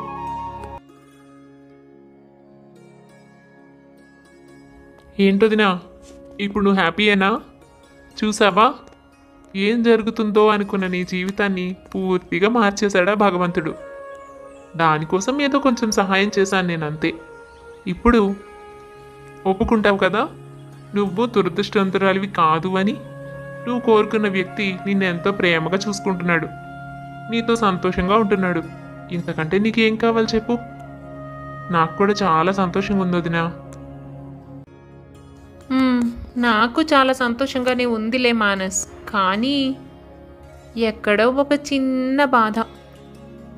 ఏదో ఆ సంగీత ఆస్తి కోసమే వచ్చిందని తను డబ్బు లేదు అనగానే బావతో ఇష్టం వచ్చినట్టు మాట్లాడింది కాబట్టి తన నిజస్వరూపం తెలుసుకుని బావ తన్ను అసహించుకున్నాడు. అంతేకాని నా మీద ప్రేమతో కాదుగా. తను చెడ్డది అని తెలిసాక నన్ను స్వీకరించాడు.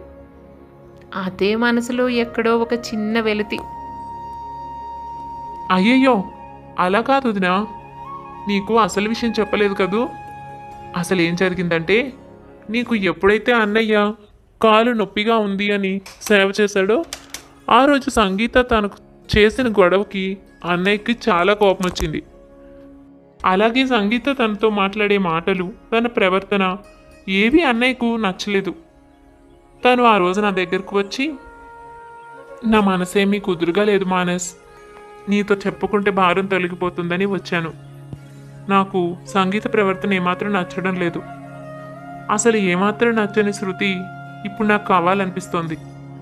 శృతి మాట, తన మంచితనం ఇవన్నీ నాకు ఇంతకాలం అర్థం ఎందుకు కాలేదా అని చాలా బాధగా ఉంది. అసలు నేను ఇంత కళ్ళు మూసుకుని ఎలా బ్రతుకుతున్నానో నాకే తెలియట్లేదు. చాలా తొందరపడ్డాను.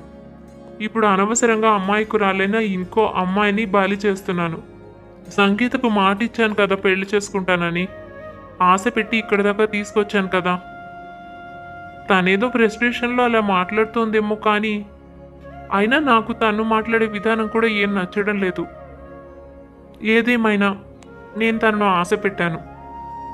ఇప్పుడు ఏం చేయాలి? శృతికి అన్యాయం చేయడం నాకు నచ్చట్లేదు మానస్. శృతి చాలా మంచి అమ్మాయి, తనను ఒంటరిగా వదిలేయాలని లేదు. అలాగని సంగీతకి ఇచ్చిన మాట, అమ్మా ఇప్పటికీ ఈ మాట అన్నావా అన్నయ్య? నువ్వు ఈ మాట అనాలని నా సాయశక్తిలా ప్రయత్నించాను. పోనీలే, ఈ రోజుకి ఆ మాట బయటకు వచ్చింది. వదిన కష్టం ఊరికే పోలేదు. వదిన గురించి నీకు అర్థం అవ్వాలనే నేను నీ చుట్టూ తిరుగుతూ అలా మాట్లాడాను. వదిన దేవత అన్నయ్య, తనను వదులుకోవద్దు. నిజమే, తనను ఒంటరిని కూడా చేయొద్దు. తను నీ మీదే ప్రాణాలు పెట్టుకుంది. అమ్మను కూడా ఎంతో బాగా చూసుకుంటుంది. అలాంటి మనిషి దొరకడం మన అదృష్టం. తనని బాధ పెడితే మనకు మహాపాపం చుట్టుకుంటుంది. ఇప్పటికి నీకు ఆ విషయం అర్థమైంది. నీ మనసు మారింది. ఈ విషయం వదినకు తెలిస్తే ఎంత సంతోషిస్తుందో. అదంతా సరేరా, కానీ సంగీత సంగతి ఏంటి? తనకు నేను మాటిచ్చి తీసుకొచ్చాను కదా, ఇప్పుడు మోసం చేసినట్టు అవుతుంది. నేను అలా చేయడం భావ్యం కాదు కదా మానస్. తను ఎవరూ లేని అనాథ, నన్ను నమ్ముకుంది. ఇప్పుడు నేను తనను అర్ధాంతరంగా వదిలేస్తే తన జీవితం కూడా పాడైపోతుంది కదా. ఆ సంగతి నాకు వదిలేయి. సంగీత ఏ కారణంగా ఇక్కడికి వచ్చిందో నేను కనిపెట్టానన్నయ్యా. ఆ విషయం నీకు కూడా అర్థమయ్యేలా చేస్తా. ఒక్కరోజు ఓపిక పట్టు చాలు. నువ్వు నేను ఏం చెప్పిన దానికి సరే అను, అంతేకాని అంతకంటే వివరాల్లోకి మాత్రం వెళ్ళకు, సరేనా? అలా చేస్తే సంగీత విషయం అంతా నీకు అర్థమైపోతుంది. ఆ తర్వాత నీకు ఏ ప్రశ్న ఉండదు.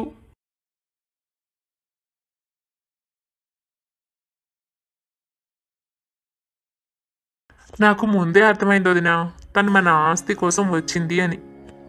ఎందుకంటే ఏ ఆడపిల్లైనా పెళ్లి చేసుకున్న మగాన్ని తన జీవితంలోకి రావాలని కోరుకుంటుందా? ఇందులో ఏదో తప్పు ఉంది అని నాకు అప్పుడే అనిపించింది. అందుకే సంగీతను అబ్జర్వ్ చేయడం మొదలుపెట్టాను. తన ఆలోచనలు మాటలు ఎప్పుడూ ఆస్తి మీద, డబ్బు మీదనే ఉండడం గమనించాను. అప్పుడు అర్థమైంది, ఆ విషయం అన్నయ్యకి తెలిస్తే ఇక తన సంగీత విషయంలో గిల్ట్ ఫీల్ అవ్వడు. అందుకే ఆస్తంతా నీ పేరునే ఉందని ఒక చిన్న నాటకం మొదలుపెట్టాం. నేను చెప్పానని తెలియగానే అన్నయ్య కూడా అర్థం చేసుకుని కంటిన్యూ చేశాడు. ఆ విషయం తెలియగానే సంగీత తన అసలు రూపాన్ని బయటపెట్టింది. ఒక విధంగా అదంతా జరిగినప్పుడు అన్నయ్య మనసులో చాలా సంతోషపడ్డాడు. ఈ విధంగా ఆమెను వదిలించుకోవచ్చు అని. అంతేకాని తను చెడ్డదని నేను ఇష్టపడలేదు. ఇప్పుడు అర్థమైందా? నిజమా? ఇప్పుడు నాకు పూర్తిగా సంతోషంగా ఉంది. భావనాతో చాలా బాగా ఉంటున్నాడులే. నన్ను ఎంతో ప్రేమగా చూసుకుంటున్నాడు. జీవితంలో నాకు దక్కదు అన్న ప్రేమని, బంధాన్ని నాకు మిగిల్చావు. మానస్, ఏమిచ్చి నీ రుణం తీర్చుకోను? నువ్వు దీనికోసం ఎంత శ్రమించావో నాకు బాగా అర్థమైంది. ఎంత తెలివిగా మీ అన్నయ్యకు తన తప్పు తెలియచేసావు. నాకు భరోసానిస్తూ వచ్చావు. నీవు వంటి వాడు నాకు మరిది అవ్వడం నా అదృష్టం. నీకు ఏ విధంగా కృతజ్ఞతలు చెప్పాలో కూడా తెలియట్లేదు. అలా అంటే ఎలా వదినా? నీలాంటి ఒక ఉత్తమమైన మంచి లక్షణాలున్న అమ్మాయిని చూసి నాకు పెళ్లి చేయొద్దు? ఆ పని నీదే. అలా తప్పించుకోకూడదు వదినా. నేను కాకపోతే ఎవరు? అన్నయ్య నువ్వు సంతోషంగా ఉంటే చూడాలనుకునే వాళ్ళల్లో మొదటుంటాను. మన మధ్య కృతజ్ఞతలు, రుణాలు ఏంటి? నువ్వెంతో చేసావు. అప్పుడెప్పుడైనా ఇలా భావించావా? ఇక సంతోషంగా ఉండండి. త్వరలోనే ఒక మంచి బాబునో పాపనో మా చేతుల్లో పెడితే వాడిని ఆడించుకుంటూ ఊరంతా తిప్పుకుంటూ గోల చేయాలి. సంతోషంగా నవ్వింది శృతి. శృతికి మనసులో ఉన్న చిన్న బాధ కూడా పోయింది. సందీప్ తనను తానుగా ఇష్టపడ్డాడని శృతికి అర్థమైంది. ఇది ఈరోజు కథ. ఎంతో బాధతో నిండి దుఃఖంతో రాసిన ఆ లేఖ నిజంగానే సందీప్లో ప్రేమను పుట్టించడానికి దారితీసింది. అందరూ అన్నట్టుగానే అది ప్రేమలేఖే అయినట్టుంది. అంతులేని ప్రేమ ఎప్పటికీ ఓడిపోదు. శృతి వంటి మంచి అమ్మాయికి ఇలాంటి మంచి ఫలితాలే వస్తాయి. మీరేమంటారు? తప్పకుండా కామెంట్ చేయండి. కథ నచ్చింది కదూ? మరి వెంటనే లైక్ చేయండి. మీ ఫ్రెండ్స్ అందరికీ షేర్ చేయండి. మరింకెన్నో మంచి మంచి కథల కోసం మా ఛానల్ని సబ్స్క్రైబ్ చేసుకోండి. మరొక మంచి కథతో మళ్ళీ కలుద్దాం.